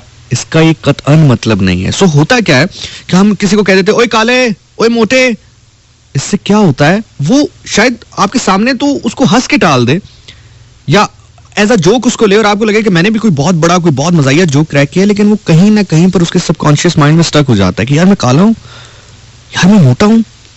इससे उसका सेल्फ कॉन्फिडेंस कम होना शुरू हो जाता है। अब इससे प्रॉब्लम क्या होती है कि कल अगर वो किसी भी जगह पे रिजेक्ट होता है या किसी भी जगह पर उसको कोई प्रॉब्लम होती है तो उसकी ये चीज ट्रिगर होना शुरू हो जाती है। आप समझ रहे हो मेरी बात? उसको लगता है कि यार ये चीज मुझे इसलिए नहीं मिली क्योंकि मैं काला हूं। अब ये वजह है या नहीं है वो एक अलग बात है, लेकिन चूंकि उसके जहन में ये चीज पैवस्त हो गई है, सो उसको लगता है कि यार इस वजह से मैं जिंदगी में कामयाब नहीं हो पा रहा। सो मैंने उनसे पूछा कि यार कोई ऐसा वाकया आपके जहन में है? उसने कहा यार मेरे पास एक फीमेल आई, उसकी शादी होनी थी अभी, और दुआ खैर उसकी हुई थी, जिसको हम मंगनी कहते हैं, उसकी शादी भी होनी थी। वो लड़की मेरे पास आई और उसने कहा कि सर मैं रंग मेरा थोड़ा सा डार्क है, कॉम्प्लेक्शन मेरा डार्क है, और मेरे पास 3 से 4 महीने हैं जिसमें मेरी शादी होनी है, और मेरे घर वालों से लेकर मेरे जो होने वाले इन लॉज हैं उनसे लेके मेरी दोस्तों से लेके हर शख्स जो है वही कहता है कि यार तुम्हारी शादी होने वाली है, अपना ख्याल करो। ये वो जुमले जो हम अक्सर कहते हैं, कभी आप भी नोट कीजिएगा। जितने लोग आप सुन रहे हैं ना, ऐसा देखो हम सब इंसान हैं, हम सब गलतियां करते हैं, हम सब ना चाहते हुए भी इसमें कंट्रीब्यूट कर रहे हैं। यही मकसद है मेरा आज के प्रोग्राम का कि हम अपना कैथारसिस करें कि कहीं हम भी ना चाहते हुए, ना समझते हुए, ना सोचते हुए भी तो इसके अंदर कंट्रीब्यूट नहीं कर रहे। देखो एकदम तो धमाका नहीं होता ना, एकदम तो कोई आग नहीं भड़कती ना, थोड़ा थोड़ा थोड़ा थोड़ा थोड़ा वो कहते हैं ना कतरा कतरा कतरा करके समंदर बनता है। ऐसा नहीं होता कि कोई शख्स एकदम बस डिप्रेस हुआ और उसने अपने आप को मार लिया या एकदम उसकी मेंटल हेल्थ डिस्टर्ब हो गई। हो सकता है एक जुमला कभी मैंने कहा हो किसी को, उस शख्स को 15 दिन के बाद किसी और ने कोई जुमला कहा हो, फिर उसी शख्स को महीने बाद किसी और ने जुमला कहा हो, तो वो जुमले इकट्ठे होते होते होते होते वो अल्फाज इकट्ठे होते होते होते एक ऐसा पॉइंट आ जाए जहां पर वो बिल्कुल भर जाए, वो समंदर बन गया हो उसके अंदर, नेगेटिविटी का और एकदम वो फ्लोन आउट हो जाए, एकदम फ्लड हो जाए और एकदम वो फट जाए, एकदम वो ट्रिगर हो जाए. सो हमने ये सोच रहा है कि यार कहीं हम दानिस्ता या गैर दानिस्ता तौर पर कोई ऐसी बात तो नहीं कर रहे जिसकी वजह से हम समंदर ना सही कम से कम वो कतरा तो नहीं डाल रहे किसी के अंदर. सो वो कहता है कि यार उस लड़की ने कहा कि आज भी सुबह मैं एक जगह पर गई तो मेरी दोस्त ने कहा कि यार तुम दुल्हन बनने वाली हो, कोई थोड़ा अपना ख्याल रखो, देखो चेहरे पे तुम्हारी कितनी जो है छाइयां हैं, कितना तुम्हारा रंग काला हो रहा है. कहता है यार वो लड़की मेरे पास आई और उसने कहा कि सर मेरे पास 3 से 4 महीने हैं और जो आपका कोर्स है चेहरा वाइट करने वाला या स्किन ब्राइट करने वाला, मैं ये अफोर्ड नहीं कर सकती, मेरे पास इतने पैसे नहीं हैं, मेरे पास जो थोड़े बहुत पैसे वो आप ले लीजिए, उसके बदले में आप जो कहेंगे मैं वो करने के लिए तैयार हूं. Trust me. आप ये सोचें कि हम एक शख्स को, हमने एक लड़की को, हमने एक इंसान को किस नहज पे पहुंचाया है कि वो ये कह रही है कि डॉक्टर साहब जस्ट मेक मी वाइट, बस मेरा चेहरा वाइट कर दो एंड बदले में I am ready to do anything. Even वो ये भी नहीं सोच रही है, चलो बाकी जो इन्वर्टेड कॉमर्स वाली बात तो साइड पर रख दो, वो ये भी नहीं सोच रही है कि एकदम चेहरा वाइट कैसे होगा, कोई स्टीरॉइड्स लगाया जाएगा, कोई इंजेक्शन भी अगर लगाया जाएगा तो उसमें स्टीरॉइड्स होंगे ना, ऐसा तो नहीं कोई जादू की छड़ी तो नहीं उसके पास घुमाएगा कि वाइट हो जाएगा. वो इवन ये नहीं सोच रही है कि इससे मेरे स्किन पे क्या असर हो सकता है, मेरे हार्मोन्स पे क्या असर हो सकता है, मेरी आने वाली मैरिड लाइफ पे इसका क्या असर हो सकता है. उसकी वो मेंटल हेल्थ इतनी ज्यादा हो चुकी है, इतनी ज्यादा हो चुकी है कि वो कह रही है कि डॉक्टर साहब just make me white, just मेरा चेहरा वाइट कर दे और बदले में आई will do what ever you do. Look, हमारी कही हुई एक बात, हमारा कहा हुआ एक जुमला, हमारा कसा हुआ एक ताना किसी को किस नहज तक पहुंचा सकता है. और याद रखिएगा, ये मैं और आप समझते हैं या सोचते हैं कि हमने कुछ किया तो कायनात उसको भूल जाती है. पहली तो बात ये याद रखिएगा कि कायनात इटसेल्फ उसको नहीं भूलती. आपको पता है, आप इसको अगर साइंटिफिक वे में भी देखें तो आजकल एक थ्योरी चल रही है, आप उसको स्टडी कीजिएगा, प्रोग्राम के बाद गूगल कीजिएगा, क्वांटम इंटेलिजेंट के नाम से.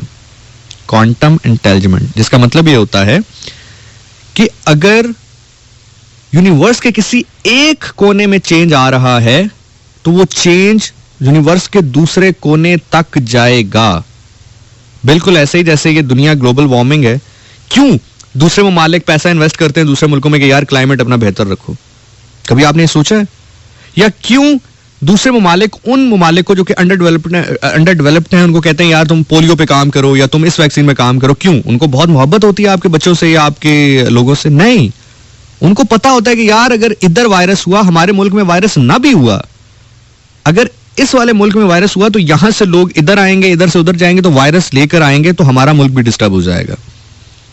अगर एक जगह पे चेंज आएगा तो उसके नुकसानात दूसरी जगह तक पहुंचेंगे.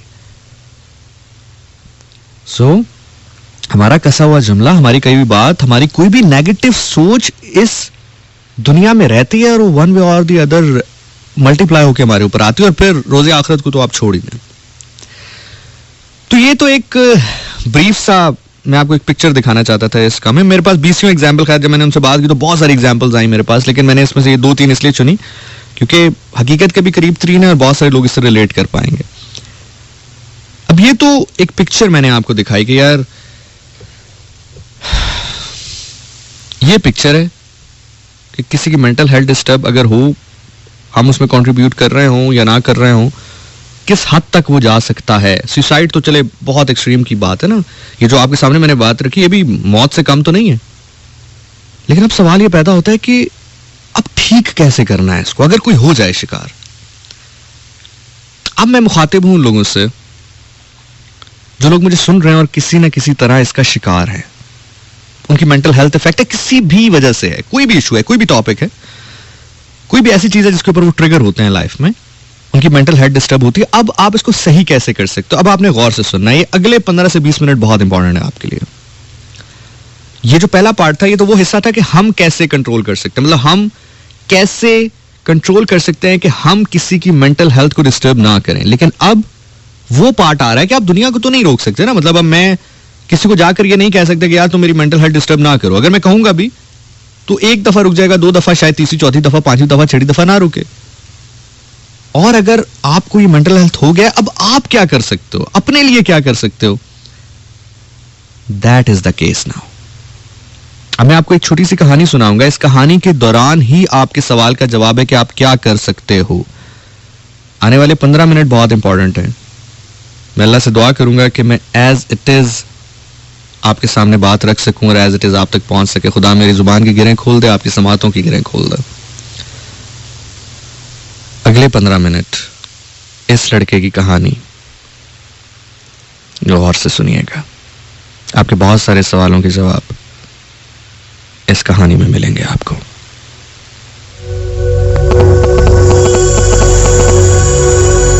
जो कहानी, जो वाकया मैं आपको बताने जा रहा हूं, ये 100% सच्चा है। मौला मौला मौला मौला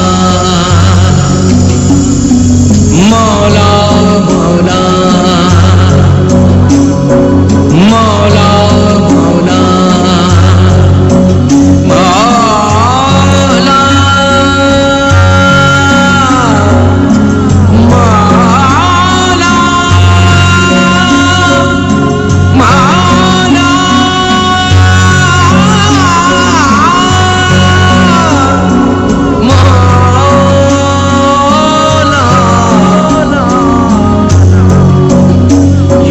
जल जाएंगे, यूं ही मिट जाएंगे, यूं ही जल जाएंगे, यूं ही मिट जाएंगे। आतिश इश्क में राख हो जाएंगे, आतिश इश्क में राख हो जाएंगे, यूं ही जल जाएंगे, यूं ही मिट जाएंगे, यूं ही जल जाएंगे।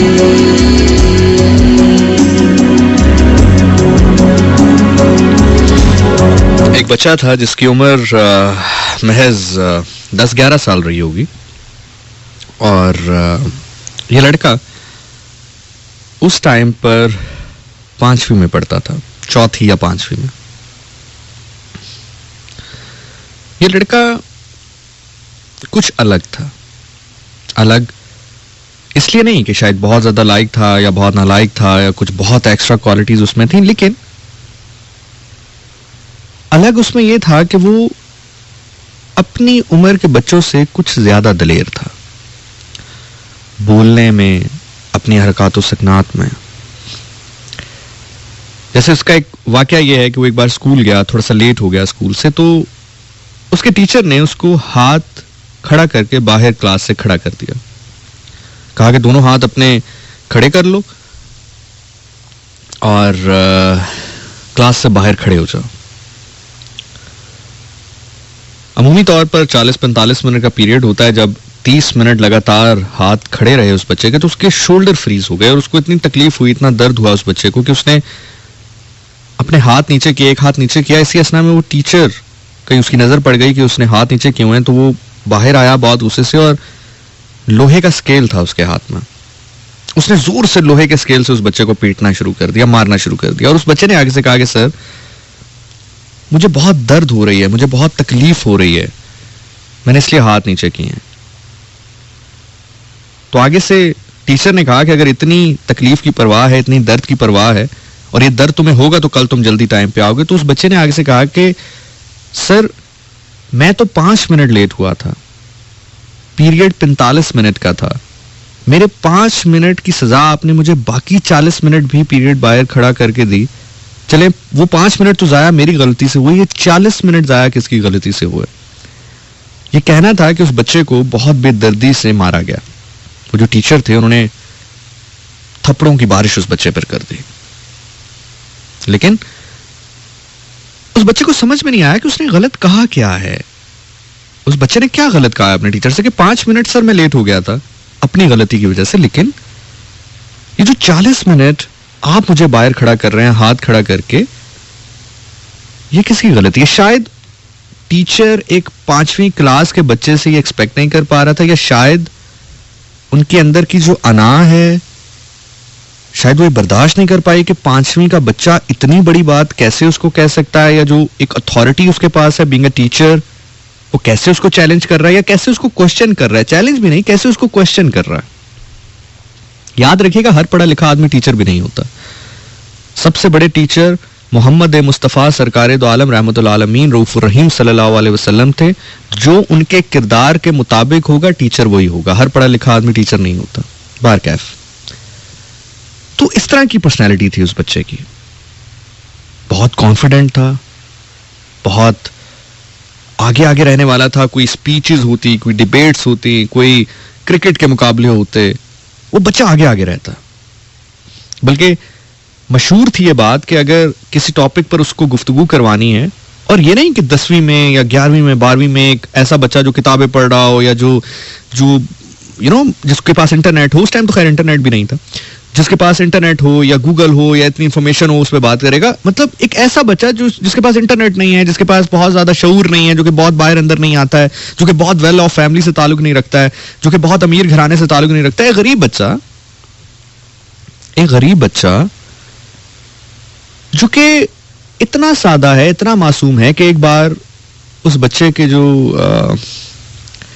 क्लास फेलोज थे उन्होंने कहा कि आज हम ऐसा करेंगे कि आज हम लंच मिल के करेंगे, यानी कि जो हम घर से लाए हैं वो और जो तुम घर से लाए हो वो हम ऐसे करेंगे कि ब्रेक टाइम पे हम इकट्ठे हो जाएंगे और अपने लंच बॉक्सेस इकट्ठे रखेंगे और हम मिल के खाएंगे। वो बच्चा इतना सादा और इतना मासूम सा था कि उसने एग्री कर लिया, और ब्रेक हुई तो ब्रेक टाइम में डिसाइड ये होगा कि सबसे पहले तुम्हारा लंच खोला जाएगा, तुम्हारा लंच खाएंगे, उसके बाद मेरा, और फिर तीसरे दोस्त का या तीसरे क्लास वालों का। वो बच्चा एग्री हो गया, उसने अपना लंच खोला, अपना लंच शेयर किया। अब जब दूसरे के लंच खोलने की बारी आई, जब उन्होंने लंच खोला, टिफिन खोला, तो वो खाली था। इसी तरह तीसरा भी, यानी कि उन दो बच्चों ने आपस में मिलकर ये प्लान बना लिया था कि हम अपना लंच पहले ही खत्म कर लेंगे, पहले ही खा लेंगे, और इसका लंच हम खाएंगे, और जब हमारी बारी आएगी तो हम भाग जाएंगे, इसको धोखा दे देंगे, इसके साथ स्कैम कर लेंगे। मतलब वो इतना सादा था कि इस तरह की बातों में भी आ जाता था, लेकिन दलेर था, कॉन्फिडेंट था। बाहर क्या एक दफा क्या हुआ कि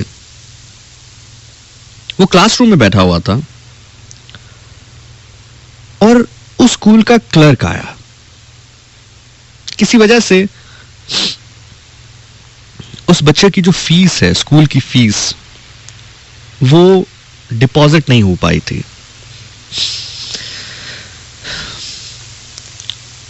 उस बच्चे की जो स्कूल की फीस है वो डिपॉजिट नहीं हो पाई थी किसी वजह से। तो उस स्कूल का जो क्लर्क है वो क्लासरूम में आया। वो बच्चा क्लास ले रहा था, पढ़ रहा था। वो क्लर्क दाखिल हुआ और उसने आते ही कहा, वो कहां है वो इश्तिहारी?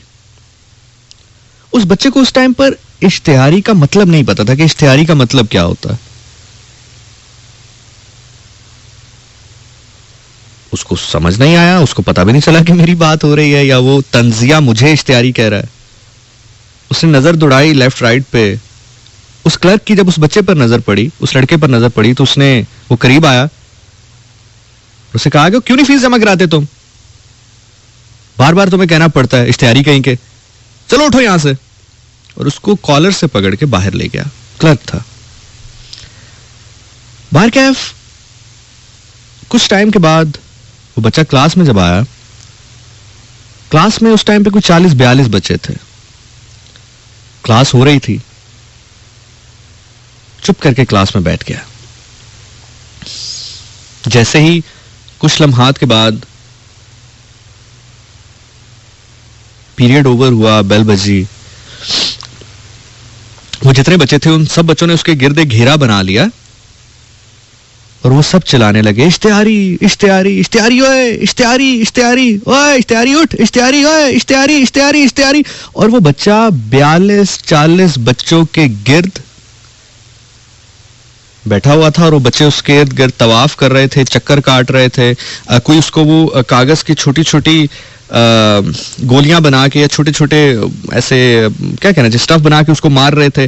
कुछ बच्चे ऐसे थे जो कागज को फंसा के अपनी टाई में, उस टाइम पे टाई जो है वो रबर बैंड आता होता था उस टाई में। अगर आप बचपन में किसी के भाई बहन या आप खुद भी स्कूल गए हो तो टाई में रबड़ लगा होता था उस टाइम पे, तो वो रबड़ में फंसा के उस कागज को फेंकते थे, उसकी तरफ उसके सर पे लगता था या कहीं पीछे लगता था, और साथ ही जैसे वो ऊपर नीचे देखता था इश्तिहारी इश्तिहारी, उसने निकलना चाहा तो कोई उसको यूं टांग अड़ा रहा था उस पे, और कुछ उसको धक्के दे रहे थे कुछ लोग, और बार बार सारे यही कह रहे थे। वो जो क्लर्क ने एक बात रिपीट की, इश्तिहारी इश्तिहारी इश्तिहारी इश्तिहारी इश्तिहारी इश्तिहारी, वो भाग गया वहां से, किसी तरह से अपनी जान बचा के भाग गया, और जो स्कूल था उसके वॉशरूम में उसने अपने आप को बंद कर लिया, और सिर्फ एक लफ्ज था जो उसको ऐसे नजर आ रहा था, इश्तिहारी इश्तिहारी इश्तिहारी, और उसको उस टाइम तक नहीं पता था कि इश्तिहारी का क्या मतलब होता है।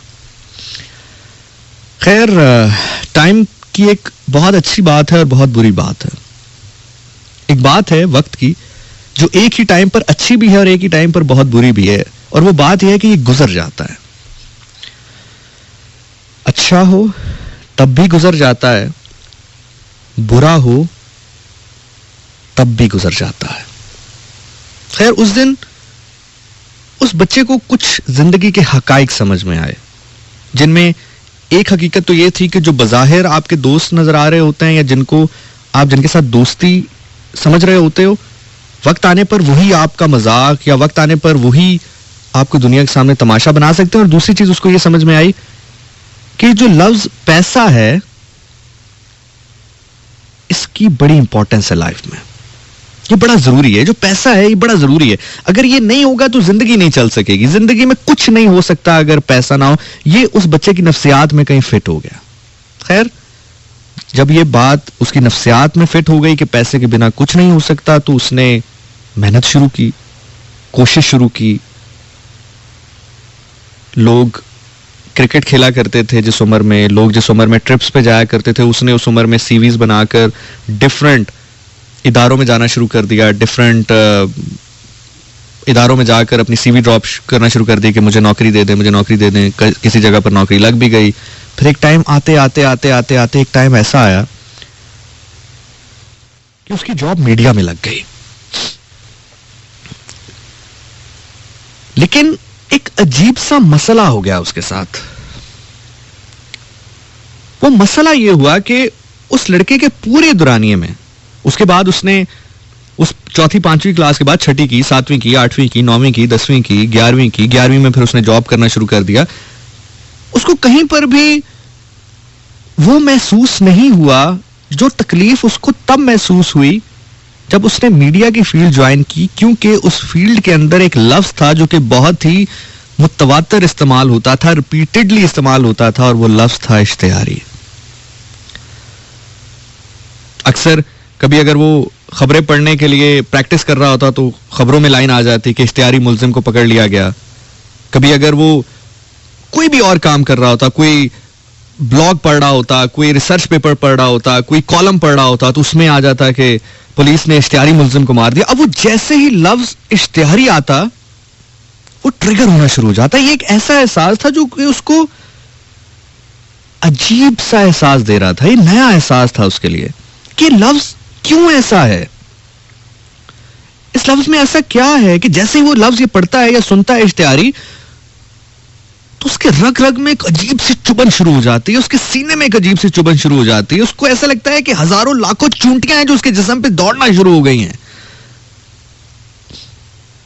कई बार तो ऐसा हुआ कि बहुत सारे प्रोग्राम में से, बहुत सारे जगहों में से उसने गुजारिश की लोगों से कि क्या हम ये लफ्ज इश्तिहारी यहां से हटा सकते हैं, इसकी जगह कोई और लफ्ज इस्तेमाल कर सकते हैं। इस हद तक वो डिप्रेस्ड हो गया इस लफ्ज को लेकर कि जैसे ये लफ्ज वो कहीं देखता पढ़ता तो उसको वो क्लासरूम याद आ जाता, वो 40-42 बच्चे याद आ जाते जो कोई उसको टाई से मार रहा है, कोई धक्का दे रहा है, कोई कागज फेंक रहा है उसके ऊपर, सारे उसके इर्द गिर्द चक्कर लगा रहे हैं, इश्तिहारी इश्तिहारी इश्तिहारी इश्तिहारी इश्तिहारी। उसको लगता है कि वो उस क्लासरूम में है। खैर, मैंने कहा ना कि वक्त की एक अच्छी बात होती है कि वो गुजर जाता है। वो मेहनत करता रहा। एक टाइम आया कि जहां पर अल्लाह ने उसका हाथ पकड़ा, इज्जत दी, एक ऐसे मकाम पर वो पहुंच गया जहां पर दुनिया की तमाम तरह आसाइशें जो लोग एक्सपेक्ट कर सकते हैं बहुत यंग एज में, वो उसके पास आ गई, उस लड़के के पास। गाड़ी कह लीजिए, पैसे कह लीजिए, मतलब वो इतना कमाने लग गया कि वो जो चाहे कपड़ा पहन सके, जो चाहे जूते पहन सके, अपने लाइफस्टाइल को बेहतर रख सके, जो घड़ी चाहे खरीद सके। मतलब इस लेवल तक वो पहुंच गया कि वो अपनी लाइफ को बेहतरीन अंदाज में मैनेज कर सके। मतलब वो कहीं अगर उठे बैठे तो लोग उसको रिस्पेक्ट करें, उसकी बात को अहमियत दें, उसकी बात को सुने, उसका मौकिफ लें, उसकी सजेशन लें, उसकी एडवाइस लें। इस मुकाम पर पहुंच गया। तो एक बार क्या हुआ कि उसकी कोई कमिटमेंट थी कहीं पर, किसी एरिया में, किसी इलाके में। जब वो वहां पर पहुंचा तो उसको पता चला कि जिस शख्स ने उसके साथ मिलने आना था, जिसके साथ उसकी मीटिंग थी, उसका कोई प्रॉब्लम हो गया है, तो मीटिंग 1-1.5 घंटा डिले करनी पड़ेगी। अब उसने सोचा कि अब मैं अगर इस एरिया से दोबारा कहीं और जाता हूं और फिर वापस आता हूं तो 1-1.5 घंटा तो उसी में लग जाएगा, तो बेहतर है फिर यहीं पर कहीं पर इंतजार कर लेता हूं।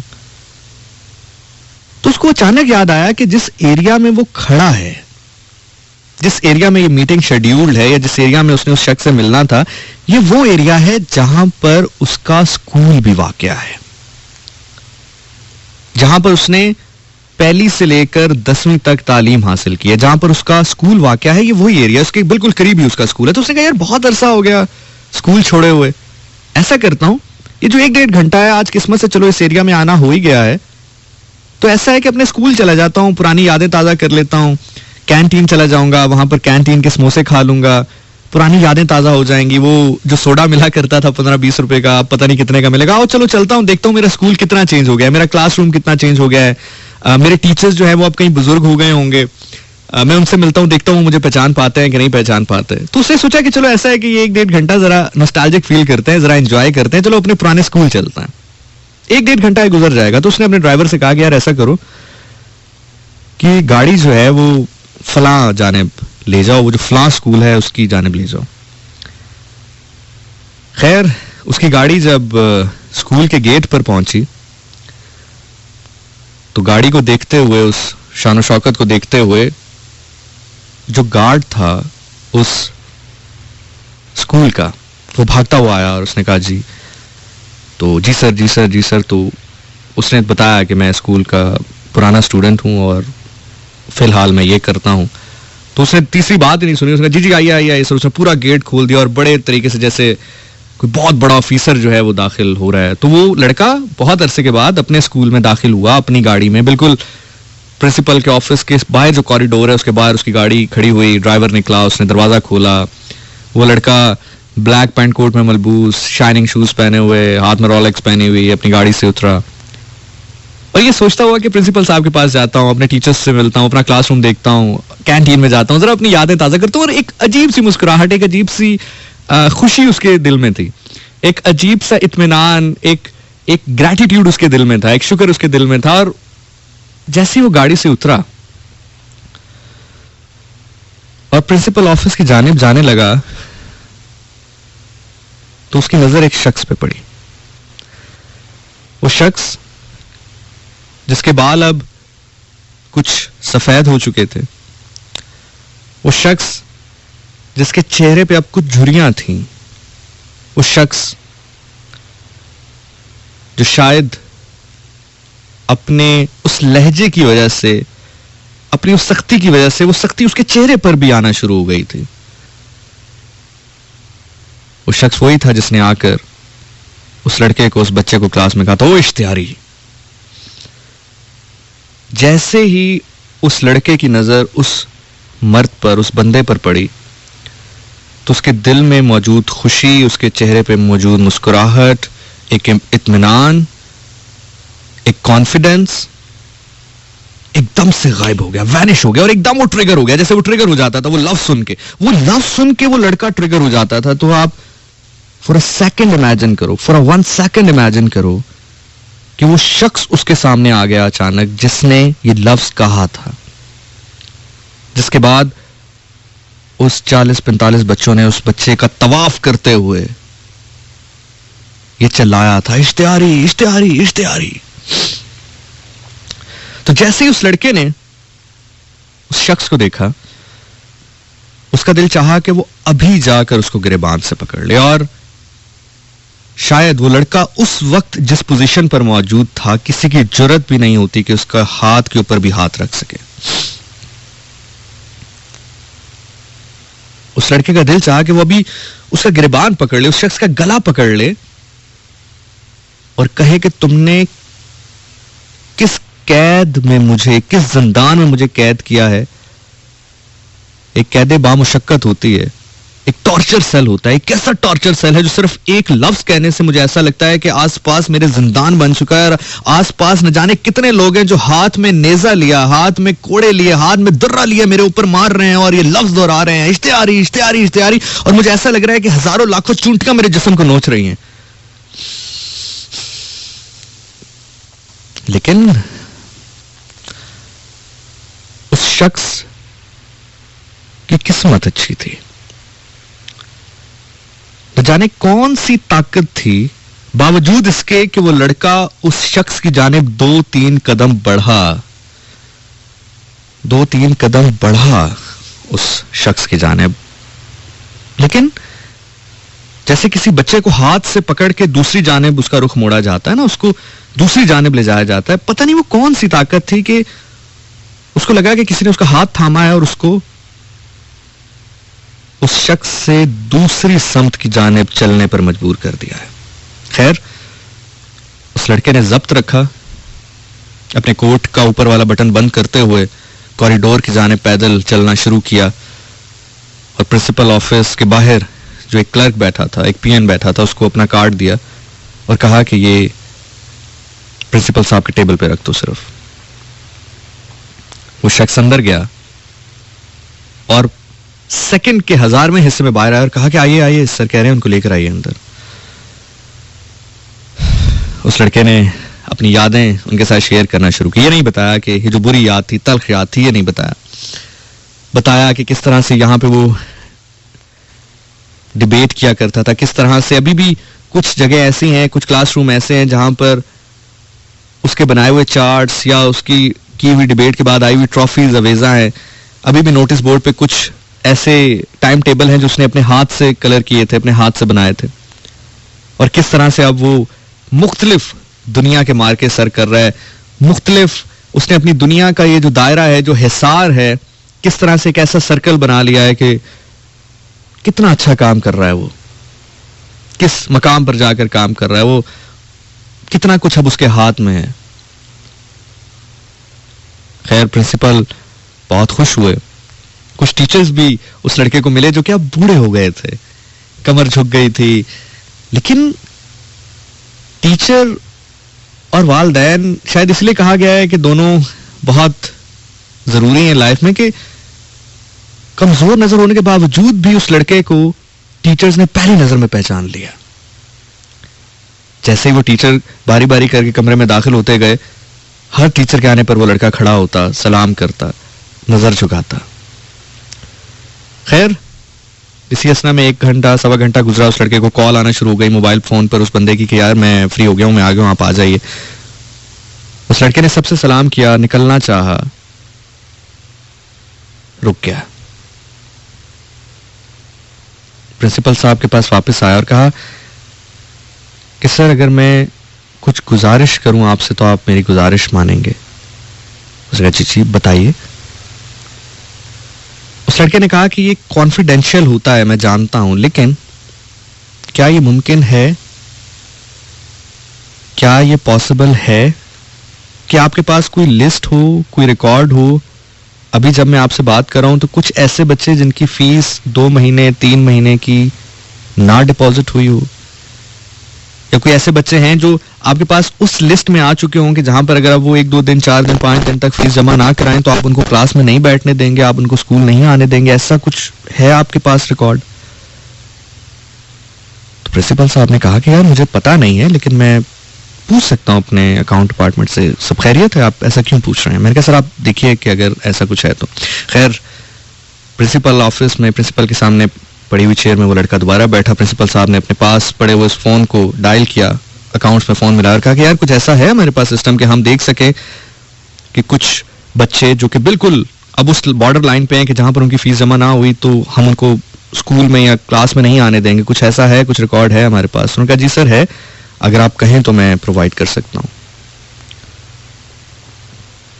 फोन उन्होंने रखा, उन्होंने कहा हाँ यार मैंने पता किया है, ऐसा कुछ है, आप क्यों चाहते हैं उन बच्चों के बारे में पता करना? तो उस लड़के ने कहा कि सर वो बच्चे 8 हैं, 7 हैं, 10 हैं, मुझे ये बताइए कि उनके कितने ड्यूज हैं, उनकी कितनी फीस है जो डिपॉजिट होने वाली है।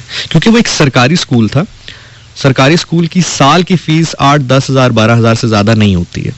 मंथली फीस 300 400 500 होती है, 600 700, और बहुत ज्यादा आप वो बीच में कुछ ऐड ऑन वगैरह भी करें तो फी बच्चा साल का 12,000 13,000 रुपए, इससे ज्यादा फीस नहीं होती है। तकरीबन 10 से 15 मिनट गुजरे होंगे गुफ्तगू करते हुए। वही शख्स जिसने उस बच्चे के बचपन पे कारी जर्ब लगाई थी, अपने हाथ में एक सफा लिया आया जिसमें कोई 7 8 9 बच्चों के नाम लिखे हुए थे मुख्तलिफ, कोई 5वीं का था, कोई 6ठी का था, कोई 3री का था, कोई 2री का था। उस लड़के ने वो लिस्ट देखी, उसमें एक रकम दर्ज थी 7-8 बच्चों की, 6 बच्चों की।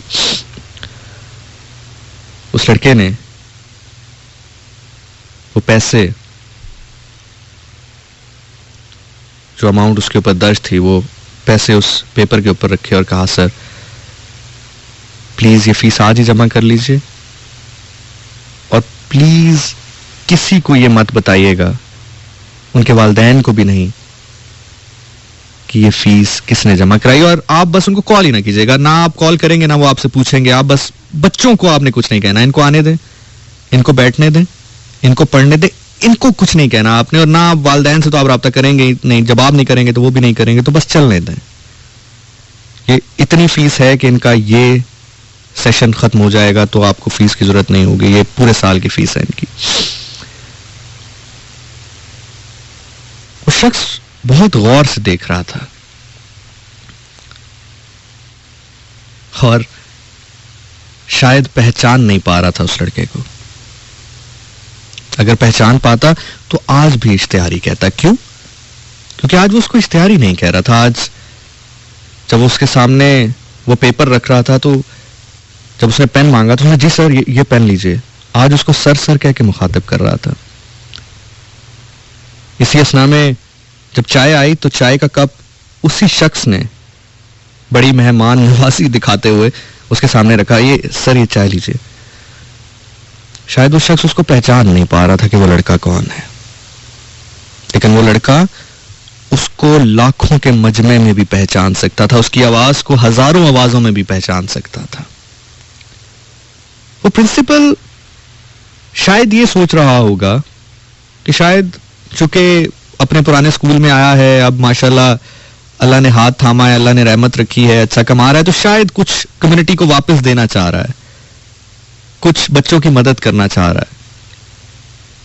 लेकिन वो शायद ये नहीं जानते थे कि वो बच्चा किसी के लिए कुछ नहीं कर रहा, वो बच्चा अपने लिए कर रहा है। वो बच्चा उन बच्चों के लिए कुछ नहीं खरीद रहा, वो बच्चा, वो लड़का तो अपने लिए आजादी खरीद रहा है। खैर कुछ ही देर में फीस डिपॉजिट होने के बाद वो रसीदें उस लड़के को थमा दी गई कि ये बतौर सबूत रसीदें आपके पास हैं कि हमने ये फीस जमा करा दी इन बच्चों की। उठा, मुस्कुराया, कॉरिडोर से बाहर निकला, उसका ड्राइवर उसका इंतजार कर रहा था। जैसे ही उसने देखा कि साहब आ रहे हैं, ड्राइवर ने फुर्ती से दरवाजा खोला, वो गाड़ी की बैक सीट पे बैठा और फराटे भरती हुई वो गाड़ी चंद लम्हात में स्कूल के कॉरिडोर से गायब होकर रोड पर जा निकली। उस दिन वो लड़का अकेला उस दिन स्कूल से नहीं निकला। वो लड़का उस दिन अपनी आजादी को लेकर उस दिन स्कूल से निकला। उसके बाद एक अजीब सी चीज हो गई। अगर वो कहीं पर लफ्ज इश्तिहारी पढ़ता, देखता, सुनता तो उसको बिल्कुल भी कोई दर्द महसूस ना होता। उसको बिल्कुल ऐसा ना लगता कि हजारों लाखों चूंटियां उसके जिस्म को नोच रही हैं। क्यों? कि वो पहचान गया था कि अच्छा, इश्तिहारी का मतलब ये होता है कि जगह जगह इश्तिहार लगाए जाएं ताकि लोग मोहब्बत से उमड़ आए उस शख्स की जानिब। इश्तिहारी का मतलब ये होता है कि लोग उसका नाम पढ़ें तो मोहब्बत से उमड़ आए उसको देखने के लिए, उसको सुनने के लिए, उसको समझने के लिए, उसकी एक झलक देखने के लिए, उससे प्यार करने के लिए, उसकी बातें सुनने के लिए। इश्तिहारी का मतलब यह होता है कि वो शख्स किसी ऐसे मकाम पर पहुंच जाए कि वो हर बच्चों के लिए खड़ा हो जाए जिनको कभी कोई इश्तिहारी ना कह सके। आप उस बच्चे को जानते हैं क्या? आप उस बच्चे को जानते हैं? इस कहानी को यहीं खत्म करता है। चलती जाएगी ये दुनिया, किसी है कहाँ, किसी के भी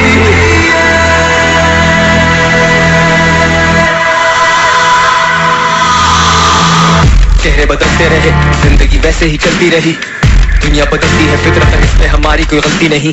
बनती रही दिल में उदासी, अंधेरों से लेके रोशनी तक, खामियों से खामोशियों तक, होश से लेके मदहोशियों तक। अफसोस नहीं कि अफसाने लिखे, अफसाने मबनी है जिंदगी पर।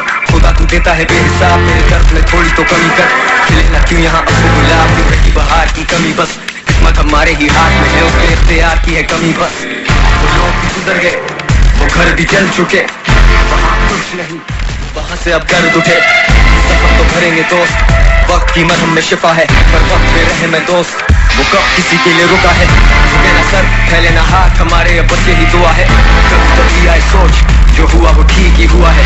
सबर से सबक तो मिले है, सबर से अब मेरी सुलह है कि कोई नहीं अगर तेरा तो मेरी जान खुदा है। कोई नहीं मेरी जान अगर तो तेरा खुदा है। अगर आज आप किसी भी मेंटल हेल्थ का शिकार है, किसी भी हवाले से आप इफेक्टिव है इसके, अगर आपको इससे कोई निकाल सकता है तो आप खुद हैं।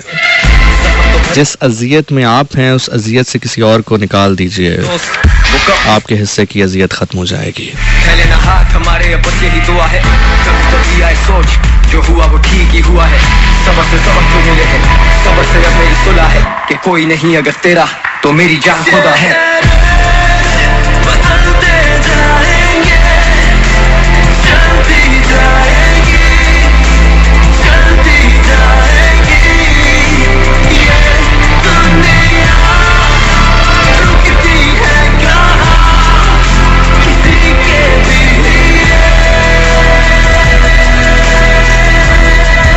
किसी के भी लिए।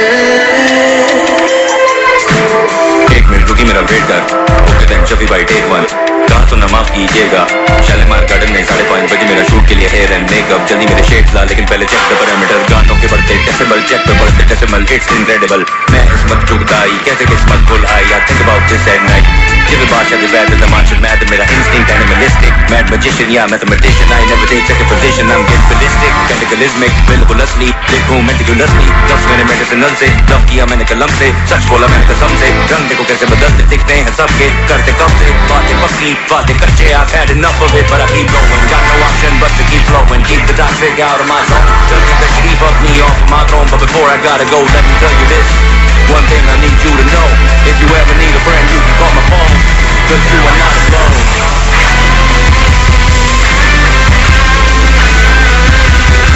You are not alone. You are not alone. सुकून की कोई कीमत नहीं, आप उसको किसी तरह अपने लिए नहीं खरीद सकते हैं। अगर आप जाएं बाजार में कि मुझे सुकून मिल जाए, पैसे ले लो मुझसे, नहीं खरीद सकते हो सुकून तुम। हाँ, एक तरीका है जिससे हासिल कर सकते हो, दूसरे के लिए सुकून खरीद लो, तुम्हें फ्री में मिल जाएगा।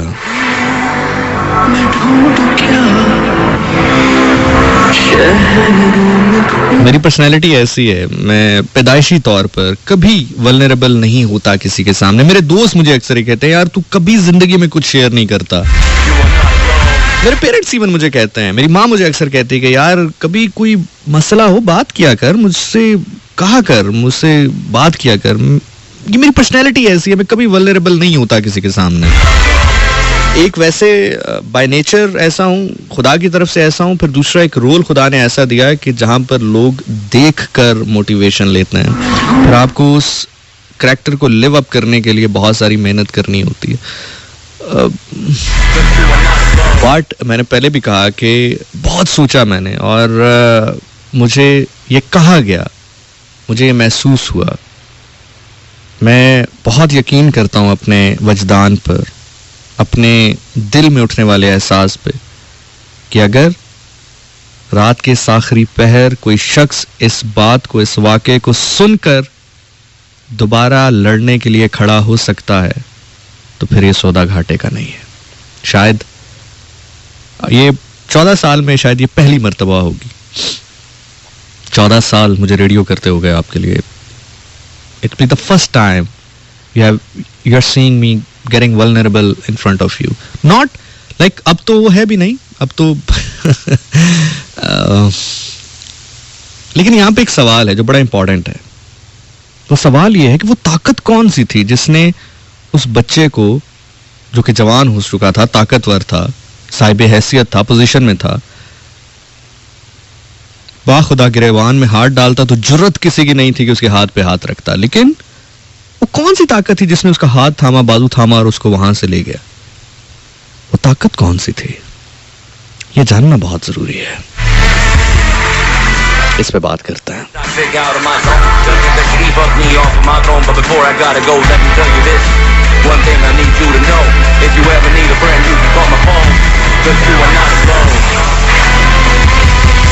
You are not alone.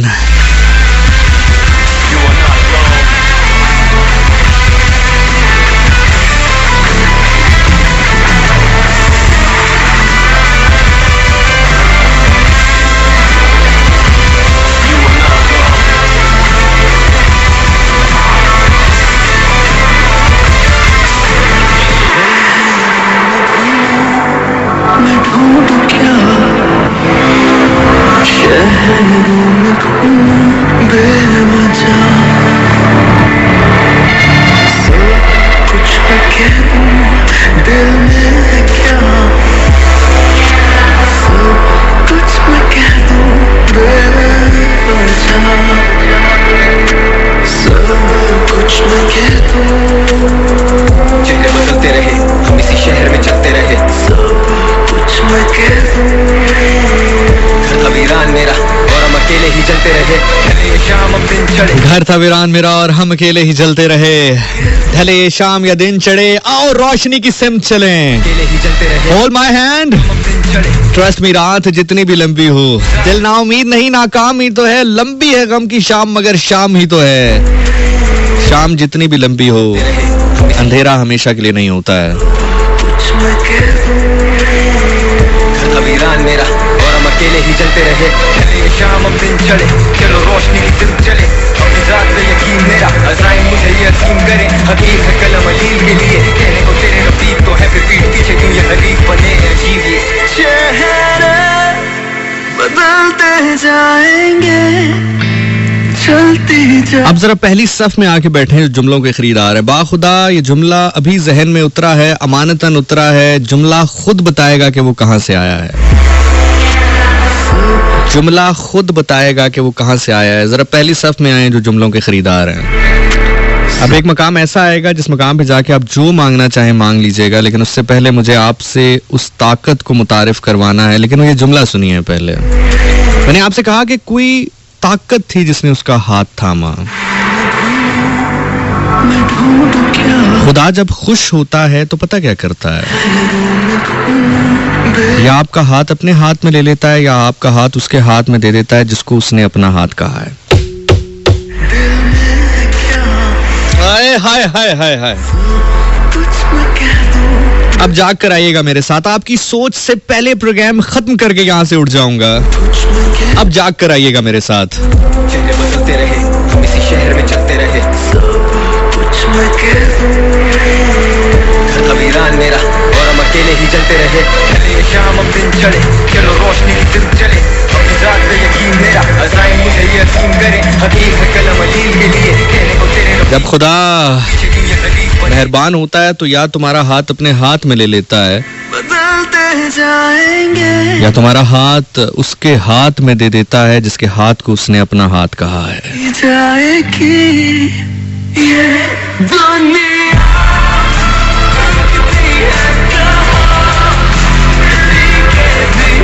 रसूल अल्लाह सल्लल्लाहु अलैहि वसल्लम एक बार ईद की नमाज पढ़ने जा रहे थे तो उन्होंने देखा कि एक बच्चा रो रहा है। उस बच्चे के करीब गए और कहा, क्यों रो रहे हो बेटा, ईद का दिन है, ईद के दिन नहीं रोते। तो उस बच्चे ने कहा कि मैं देख रहा हूं कि छोटे छोटे बच्चे अपने वालिदैन का हाथ थामे, अपने बाप का हाथ थामे मस्जिद की जानिब जा रहे हैं, नए कपड़े पहने हैं, खुशियां मना रहे हैं। मेरा बाप नहीं है, मैं यतीम हूं। मेरा बाप आज होता तो मैं भी आज ईद मनाता, मुझे भी हाथ थामे वो मस्जिद की जानिब लेकर जाता। ये सुनना था कि रसूल अल्लाह सल्लल्लाहु अलैहि वसल्लम जानू के जोर पर बैठ गए, यानी कि जानू घुटनों को कहते हैं, घुटनों पे बैठ गए, उस बच्चे को गले लगाया और रोने लगे। कौन? रसूल अल्लाह सल्लल्लाहु अलैहि वसल्लम। उसका हाथ थामा, उसको घर लेकर आए, उसको नए कपड़े पहनाए, उसका हाथ थामा और मस्जिद की जानिब लेकर गए। ये थे मोहम्मद मुस्तफ़ा सल्लल्लाहु अलैहि वसल्लम।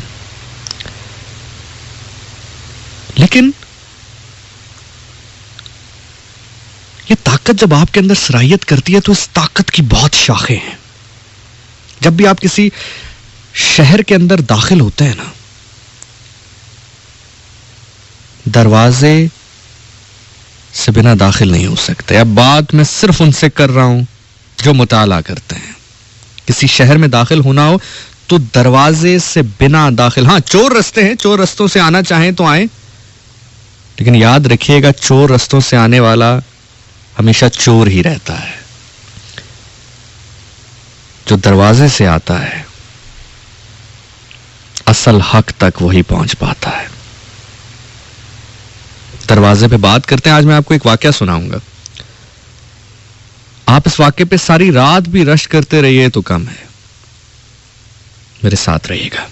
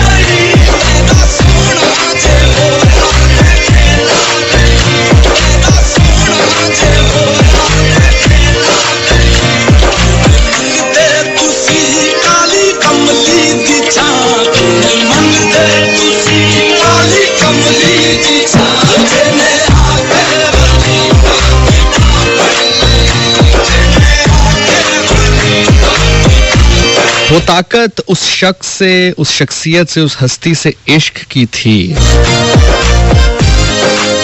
जिसके इल्म का मयार ये था कि वो मिंबर पे बैठ के कहते थे, सलूनी पूछो इससे पहले कि मैं तुम्हारे दरमियान ना रहूं। लोग आते थे, कहते थे अच्छा फिर बताइए मेरी दाढ़ी पे बाल कितने हैं, मेरे हाथ में क्या है। वो कहते थे कि सवाल पूछो जिससे तुम बेहतर हो सको, तुम्हें कोई बेहतरी मिल सके, तुम्हें फायदा हो। मुझे जांचने के लिए नहीं, अपने फायदे के लिए कुछ पूछो। जिसने तलवार गर्दन पे रखी तो सामने वाले ने गुस्ताखी की, चेहरे पर कुछ फेंका। मेरे अंदर ये जसारत नहीं कि मैं बताऊं क्या फेंका। फटाफट अपनी तलवार हटा ली कि अब तुझे कुछ कहूंगा तो तेरी और मेरी जात की जंग है। मैं गुस्से में कुछ नहीं करता, जात के लिए कुछ नहीं करता। बा खुदा, ये लम्हा उस वक्त जहन में आया उस लड़के के। ये वो लम्हा था जिस लम्हे की ताकत ने उस लड़के के जहन को तब्दील किया और उसने अपना रास्ता बदला कि जब वो ऐसा कर सकता है तो तू क्यों नहीं कर सकता। जो कुल कायनात पर काबिज है, जो कुल कायनात पर इल्म रखता है, जो कुल कायनात पे सरदारी कर सकता है, जब वो इस मयार पर है तो तू किस चीज की, तू किस खेत की मूली है, तू किस मयार पर है। ये वो ताकत थी जिस ताकत ने उस लड़के का हाथ थामा और उसको दूसरी जानिब ले गई।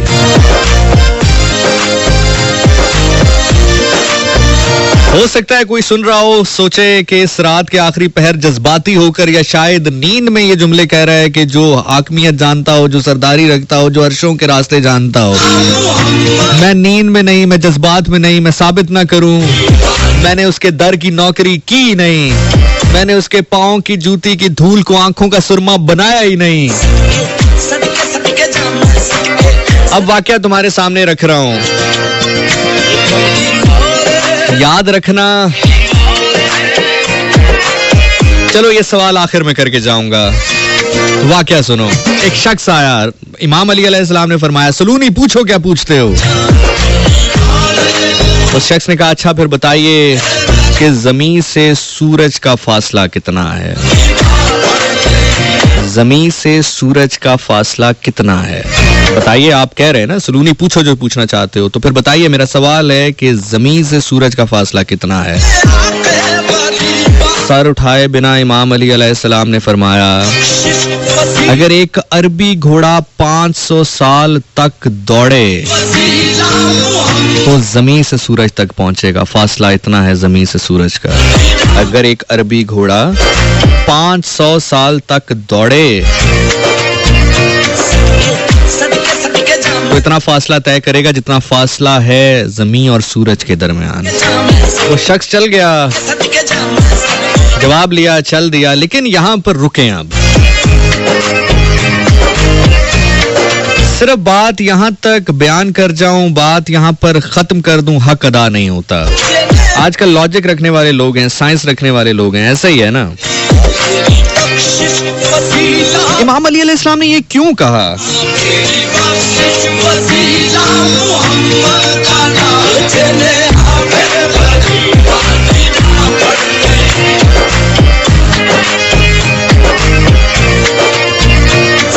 इमाम अली अलैहिस्सलाम ने ये क्यों कहा कि एक अरबी घोड़ा 500 साल तक जमीन से सूरज की जानिब दौड़े तो इतना सफर तय होगा जितना फासला है जमीन से सूरज के दरमियान। अब सुनिए, एक अरबी घोड़ा औसतन दौड़ता है 22 मील 1 घंटे में। ये जवाब कौन दे रहा है? इमाम अली अलैहिस्सलाम दे रहे हैं। कब दे रहे हैं? जब साइंस के आलात का कोई वजूद नहीं है। सेकंड के 1000वें हिस्से में सर उठाए बिना कह रहे हैं। सवाल है कि जमीन से सूरज का फासला कितना है बताइए। आप दावा करते हैं सलूनी का। सर उठाए बिना सेकंड के 1000वें हिस्से में कहा कि एक अरबी घोड़ा जमीन से सूरज की जानिब दौड़े, 500 साल तक दौड़े तो इतना फासला है जमीन से सूरज का। आए जरा मैं ब्रेक डाउन करूं आपके लिए। एक अरबी घोड़ा 22 मील औसतन दौड़ता है 1 घंटे में। आज की साइंस इसको प्रूव कर रही है। एक अरबी घोड़ा जिसकी एवरेज स्पीड है वो 22 मील है। 23 भी हो सकती है, 24 भी हो सकती है, 20 भी हो सकती है, लेकिन एवरेज स्पीड जो मानी जाती है एक अरबी घोड़े की वो 1 घंटे में 22 मील है। तो 22 को आप मल्टीप्लाई करोगे 24 घंटे के साथ, यानी कि अगर वो घोड़ा 1 घंटे में 22 मील दौड़ रहा है तो दिन में 24 घंटे हैं। 24 घंटे से उसको मल्टीप्लाई करोगे तो ये बनेंगे 528 मील। यानी कि वो घोड़ा अगर 24 घंटे दौड़ता रहे तो 528 मील दौड़ेगा। सुनते आना आप और जाग कर सुनते आना। जहां पर बात समझ में आ जाए बुलंद कर लेना हाथ और बुलंद हाथों से दुआ कर लेना। बड़ा दुनियादार होगा वो बंदा जिसे बात समझ में आई, हाथ फजा में बुलंद ना हुए। तो अगर 24 घंटे दौड़ता रहे तो 528 मील का सफर तय करेगा, 528 मील दौड़ेगा। अब आपने 528 मील को दिनों से आपने डिवाइड करना है। कितने दिन? अब आप 528 को 30 ना 30 से डिवाइड नहीं करोगे, 30 से मल्टीप्लाई नहीं करोगे, आप 29.5 से करोगे, क्योंकि इस्लामिक मंथ का अगर आप हिसाब लगाते हो, जहन देख रहे हो, इल्म देख रहे हो, वुसअत देख रहे हो, अगर आप इस्लामिक महीनों के हिसाब से देखते हो तो औसतन जो दिनों की बनती है वो 30 नहीं बनती, वो 29.5 बनती है। तो अब आप 528 को मल्टीप्लाई करोगे 29.5 के साथ तो जवाब आपके पास आएगा 1,55,076 मील। यानी कि अरबी घोड़ा अगर 29.5 दिन दौड़ता रहे तो 22 मील की औसतन स्पीड के साथ कवर करेगा 1,55,076 मील।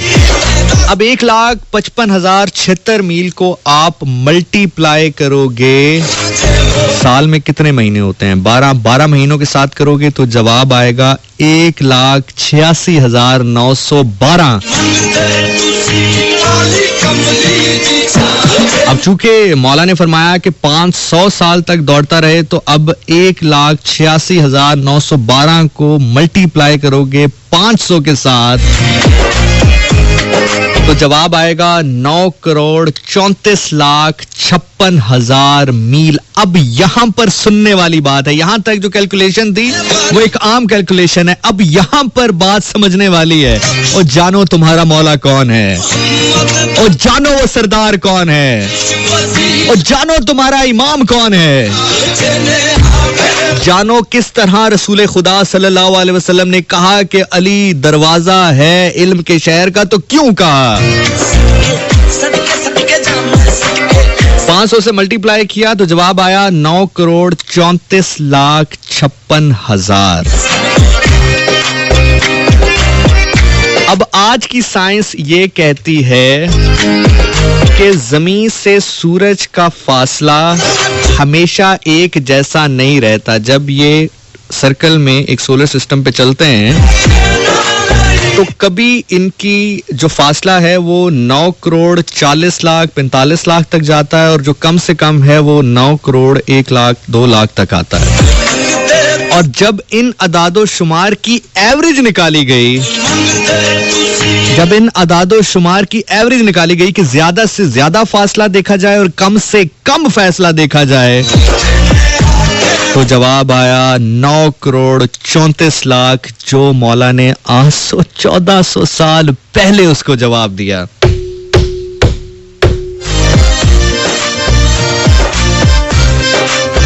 अब सवाल आपके सामने कर रहा हूं, जो सवाल मैंने उस वक्त पर रोका था। आप जिस मकाम पर जहां पर भी मुझसे सुन रहे हैं, याद रखिएगा कि कफन की जेब कोई नहीं है, कब्र की दीवारें कच्ची हैं, आपको बहकाने वालों ने कब्र में आपके साथ उतरना नहीं है, फरिश्ते रिश्वत लेते नहीं है, रात कब्र की अंधेरी है। इंसाफ खुद कर लेना। जो 1400 साल पहले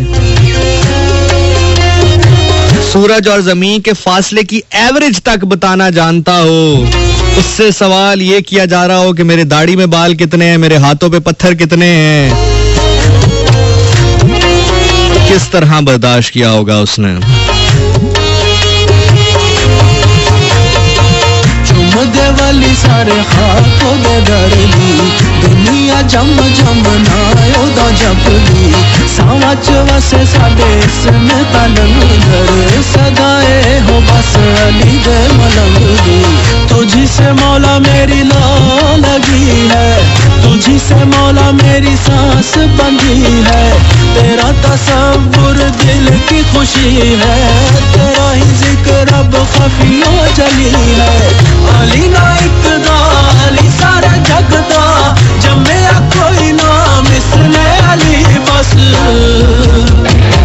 अली अली हो बस अली अली बस, अली अली हो बस अली अली बस, अली अली बस अली अली अली अली बस अली अली अली। ओ जान भाई जाग यार जाग यार, अली अली तेरा सुनना आखिरी हो, मेरा पढ़ना आखिरी हो, अली अली जिंदगी का पता कोई नहीं, मिसले अली बस। खुल के आ सामने आज।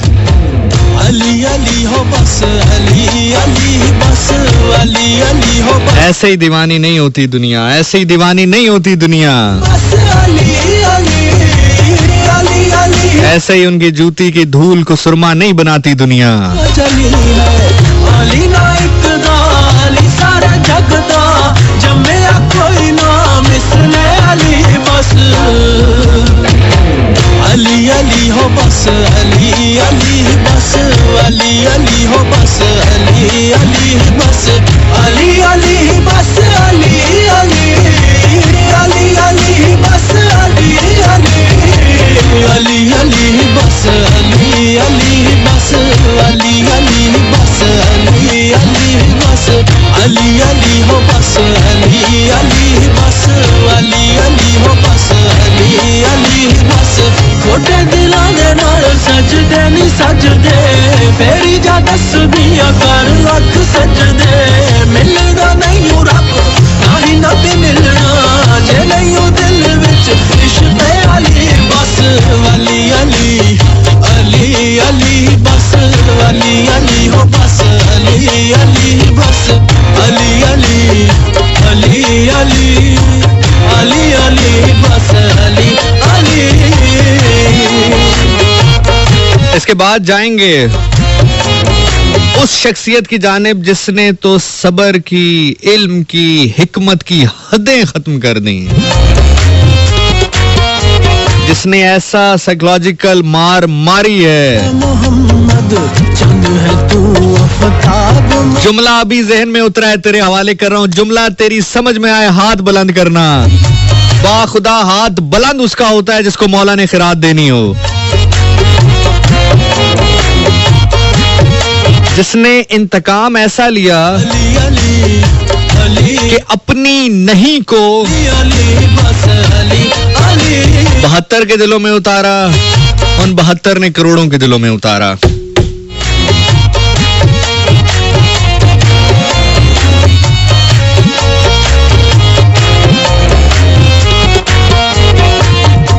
शजरा तेरा मौला शजरा मोहम्मद, चंद है तू आफताब मोहम्मद। लहमों का लहमी जिस्मों का जिस्मी, तू ही है सफियो वसी मोहम्मद।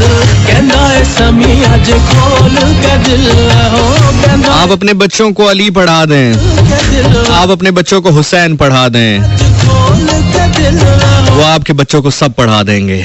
मोहरे अली बस फिर एक ताकत होगी, एक हिसार होगा जो आपके बच्चों के इर्द गिर्द होगा।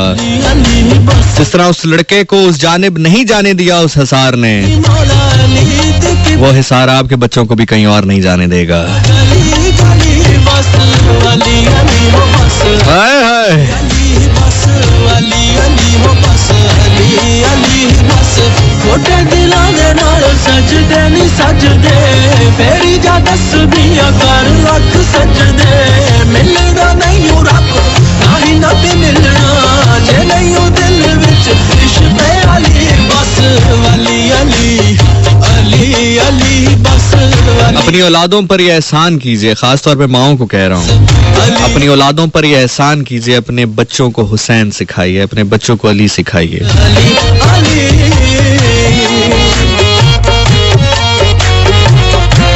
वो रब से शिकायत करेगा महशर में, वो रब से शिकायत करेगा माँ की महशर में, इसने क्यों ना सिखाया मुझे अली अली कहना। जरा तेरा मौला हाय हाय। मोहम्मद, चंद है तू आफताब मोहम्मद। लहमों का लहमी जिस्मों का जिस्मी तू ही है सफियों वसीए मोहम्मद कहना है समी अज खोल के दिल हो कहना है समी अज खोल के दिल हो कहना है समी अज खोल के दिल हो लगी है हितू पे मोहरे अली बस अली अली अली अली बस अली अली बस। चलें आज एक और तोहफा मैं आपको देके जा रहा हूँ। दुआ करते रहना अल्लाह ताला हासदीन की नजर से महफूज रखे। एक शख्स आया इमाम अली अलैहिस्सलाम के पास, कहा इमाम अली अलैहिस्सलाम आप कहते हैं कि आपके पास इल्म है, तो फिर ऐसा करें कि एक खुतबा दें जिस खुतबे में अलिफ का इस्तेमाल ना हो। अब कोई भी जी शऊर आदमी ये जानता है कि अलिफ एक ऐसा हर्फ है जो हर लफ्ज में 1/3 है, यानी कि हर तीसरे लफ्ज पे आएगा ही आएगा, क्योंकि हर लफ्ज में अलिफ तो आएगा ही आएगा। तुम्हारा इमाम खड़ा हुआ, तुम्हारा बादशाह खड़ा हुआ, जाओ गूगल पे सर्च करो, अभी लिख लेना, इस प्रोग्राम के बाद लिख लेना खुतबा अलिफ के बिना, बस इतना भी लिखोगे तो वो खुतबा आपके सामने आ जाएगा। ये नहीं कि 5 मिनट की गुफ्तगू है, 10 मिनट की गुफ्तगू है, 35, 40, 45 मिनट का वो खुतबा है जो इमाम अली अलैहिस्सलाम ने दिया है, जिसमें हर्फ अलिफ आया ही नहीं है। तो कहां देखोगे उसको? और बाखुदा ये बहुत छोटी बातें हैं इमाम अली अलैहिस्सलाम, ये तेरे मेरे लिए बहुत बड़ी बात हो सकती है कि 35 मिनट की गुफ्तगू की अलिफ नहीं आया, उस शख्स के लिए बड़ी बात हो सकती है। ऐसे ही मौला ने नहीं फरमाया, ऐसे ही मौला ने नहीं फरमाया कि अगर मैं बता दूं कि मैं कौन हूं तो दुनिया पागल हो जाए। हाय हाय,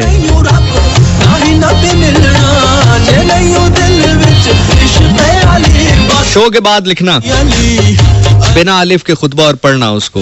35-40 मिनट का वो खुतबा, एक लफ्ज में अलिफ नहीं आएगा। अली अली अली अली अली अली बस अली अली। चूंकि प्रोग्राम मुझे यहाँ पर इमरजेंसी लैंडिंग करवानी पड़ेगी क्योंकि सज्जाद भाई आ चुके हैं। अमूमी तौर पर चूंकि वो नहीं होते तो हम टाइम जरा बाय कर लेते हैं, थोड़ा सा ऊपर प्रोग्राम ले जाते हैं, लेकिन चूंकि सर नहीं सर, बहुत शुक्रिया, वो इशारा करें बाहर से कि आप बिल्कुल लेके जाइए प्रोग्राम पर, लेकिन सज्जाद भाई आ चुके हैं, हमारे बड़े हैं, हमारे लेजेंड हैं, और उन आवाज़ों में से हैं कि जिन आवाज़ों को सुन के सुकून आता है।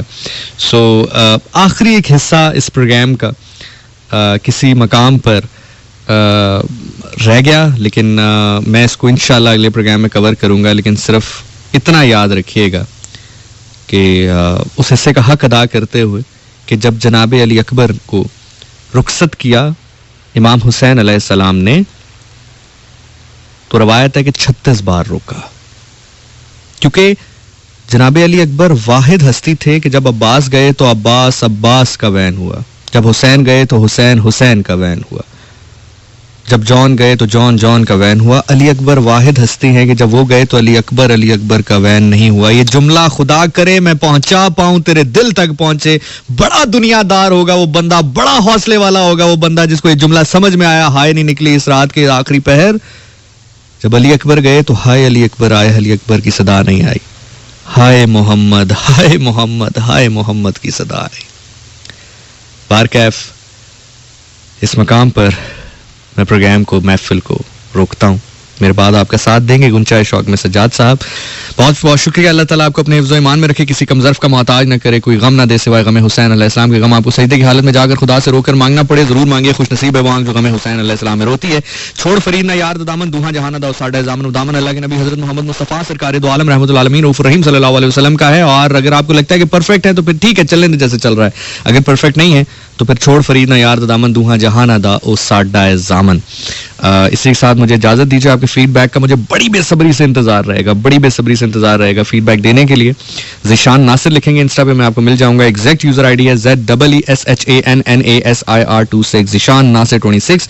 वहां पे जाओगे, थ्रू मैसेज अपना फीडबैक मुझे पहुंचा सकते हो. Same goes on Facebook as well. Facebook के ऊपर भी ज़िशान नासिर लिखोगे, मेरा फैन पेज मिलेगा, वहां पर भी मैसेज करके अपना फीडबैक पहुंचा सकते हो. खुश रहो, आबाद रहो. अल्लाह हक हक मौजूद, सदा सदा सदा मौजूद. अल्लाह हक अल्लाह हक अल्लाह हक. जिंदगी ने, सांसों ने और सबसे बढ़कर अगर अल्लाह ने मौका दिया तो आपसे मुलाकात होगी अगले प्रोग्राम में. टिल देन अपना बहुत ख्याल रखना. तुम्हारा पुकीज़ार है ज़िशान नासिर. Science out. दुआ में याद रखना. अल्लाह हाफिज. पाकिस्तान हमेशा हमेशा हमेशा जिंदाबाद.